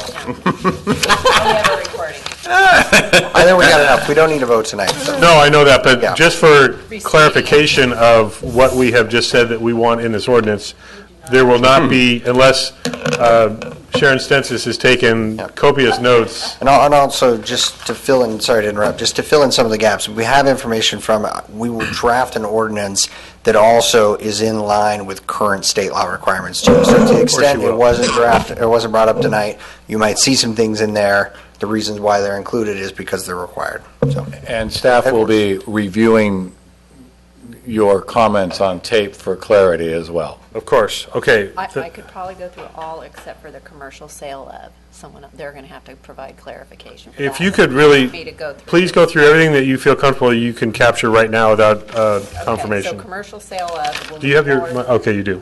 I'm not We'll sure. need more discussion. 600-foot distance modification, there's a consensus, and then there's the 600 feet from Yountville Community Park and Yountville Elementary School. And then consider a non-circular area from the community center. Okay? More than one dispensary is not allowed. There's a consensus for that. Recreational, do we allow outdoor? 4 no's and 1 yes. Simple registration, no. So we have all no's, 1 yes from Councilmember Moeller. Ban personal grows in multifamily homes. I have 3 yeses. Well, dwellings, not, Dwellings. Yeah, I have okay. dwellings. And can cannabis be a secondary retail? No. Deliveries, allow, yes. Consensus for yes. Okay, does that sound clear to all of you? Yes. Yeah. That's Yes. captured? Well Okay. done. Okay. But what about the THC and the, what do you guys That's call it? part of the CBC? commercial. right, and that's I still. believe that's part of the commercial, how I understand it, and I think that requires more discussion with Oh. the attorney and planning director.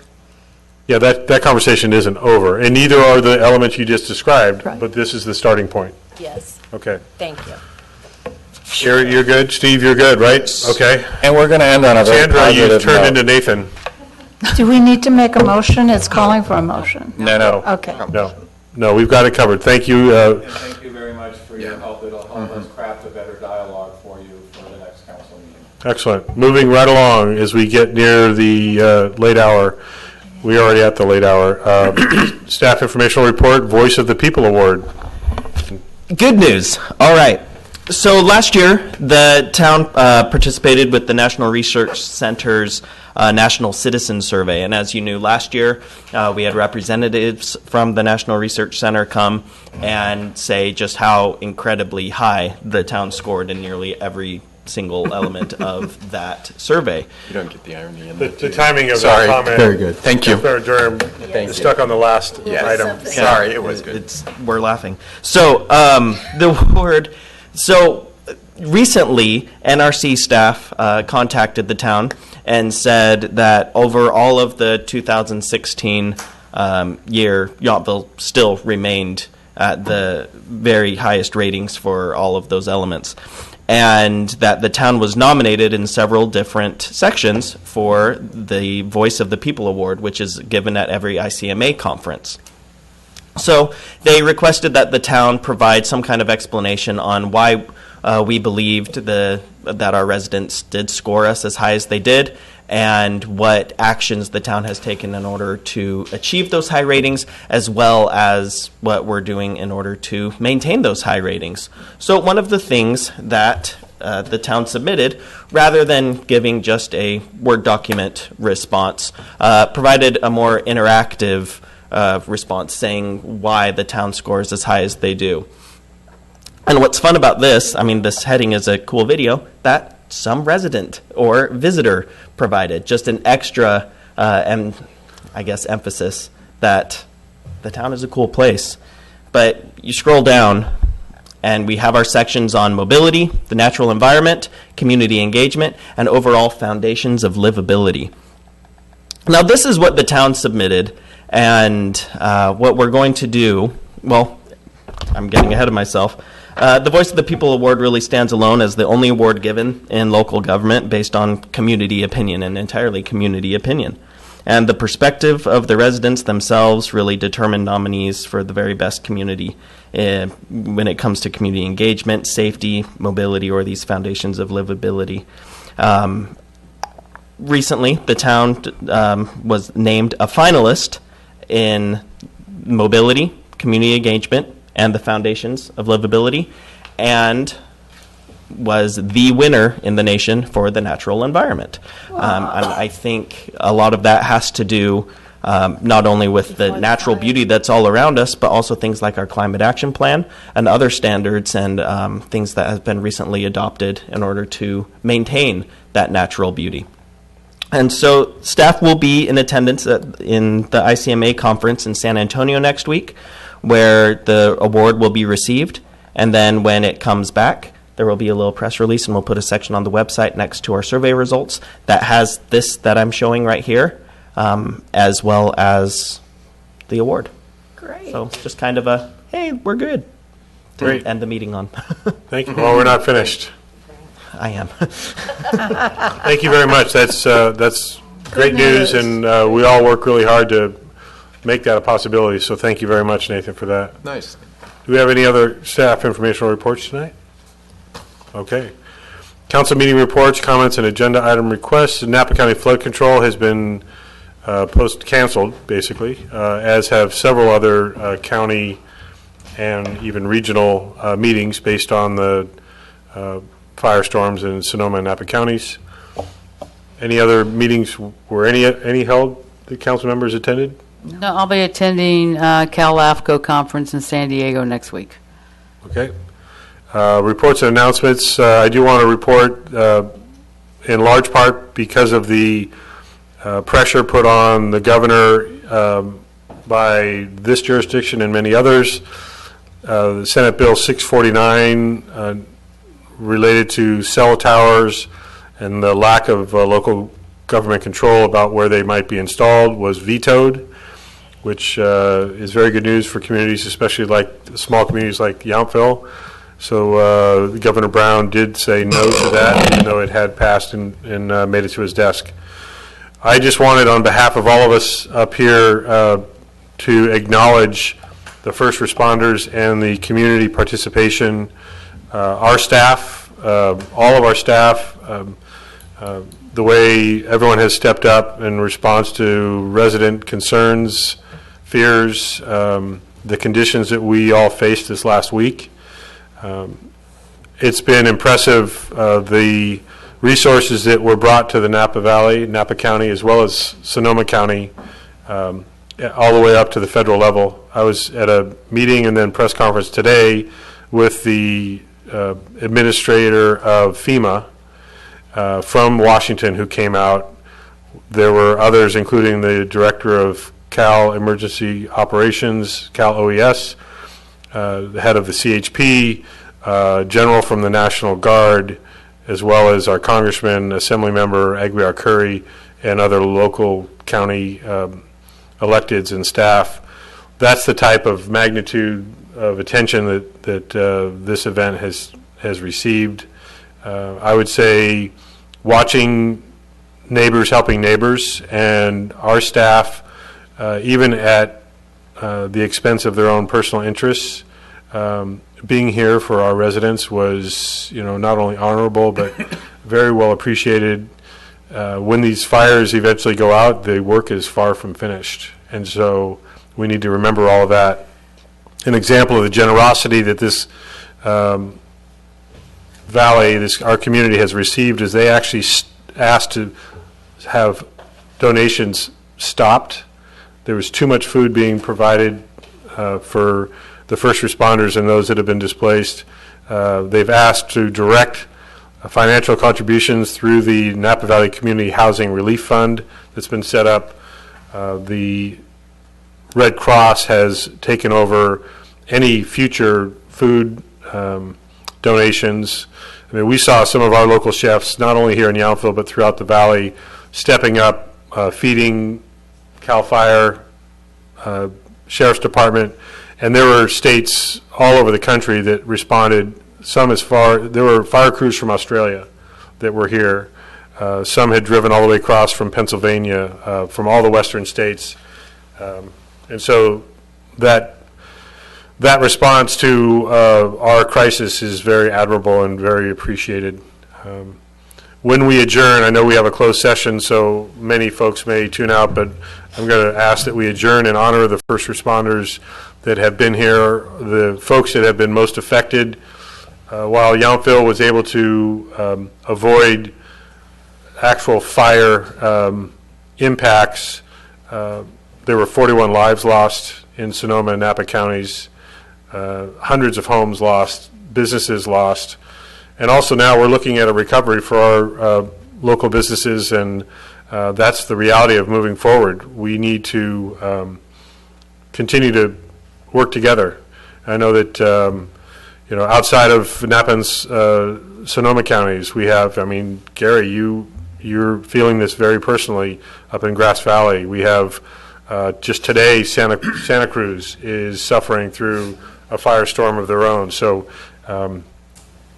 this is, it's a amazing time that we have been through, and there's still amazing times to go through, and I know that we'll be resilient. So I just want to make sure that on behalf of all of us, we thank everyone who has stepped up and served their friends and neighbors, and our hearts go out to everyone that has been affected. Virtually we all have, but some have lost everything, and so we need to be there to help them out moving forward. So with that, assuming there are no other reports or announcements, we're going to go into a closed session with the one item as it's listed, conference with legal counsel, initiation of litigation under the government code as it states. Do we anticipate any reportable action? No.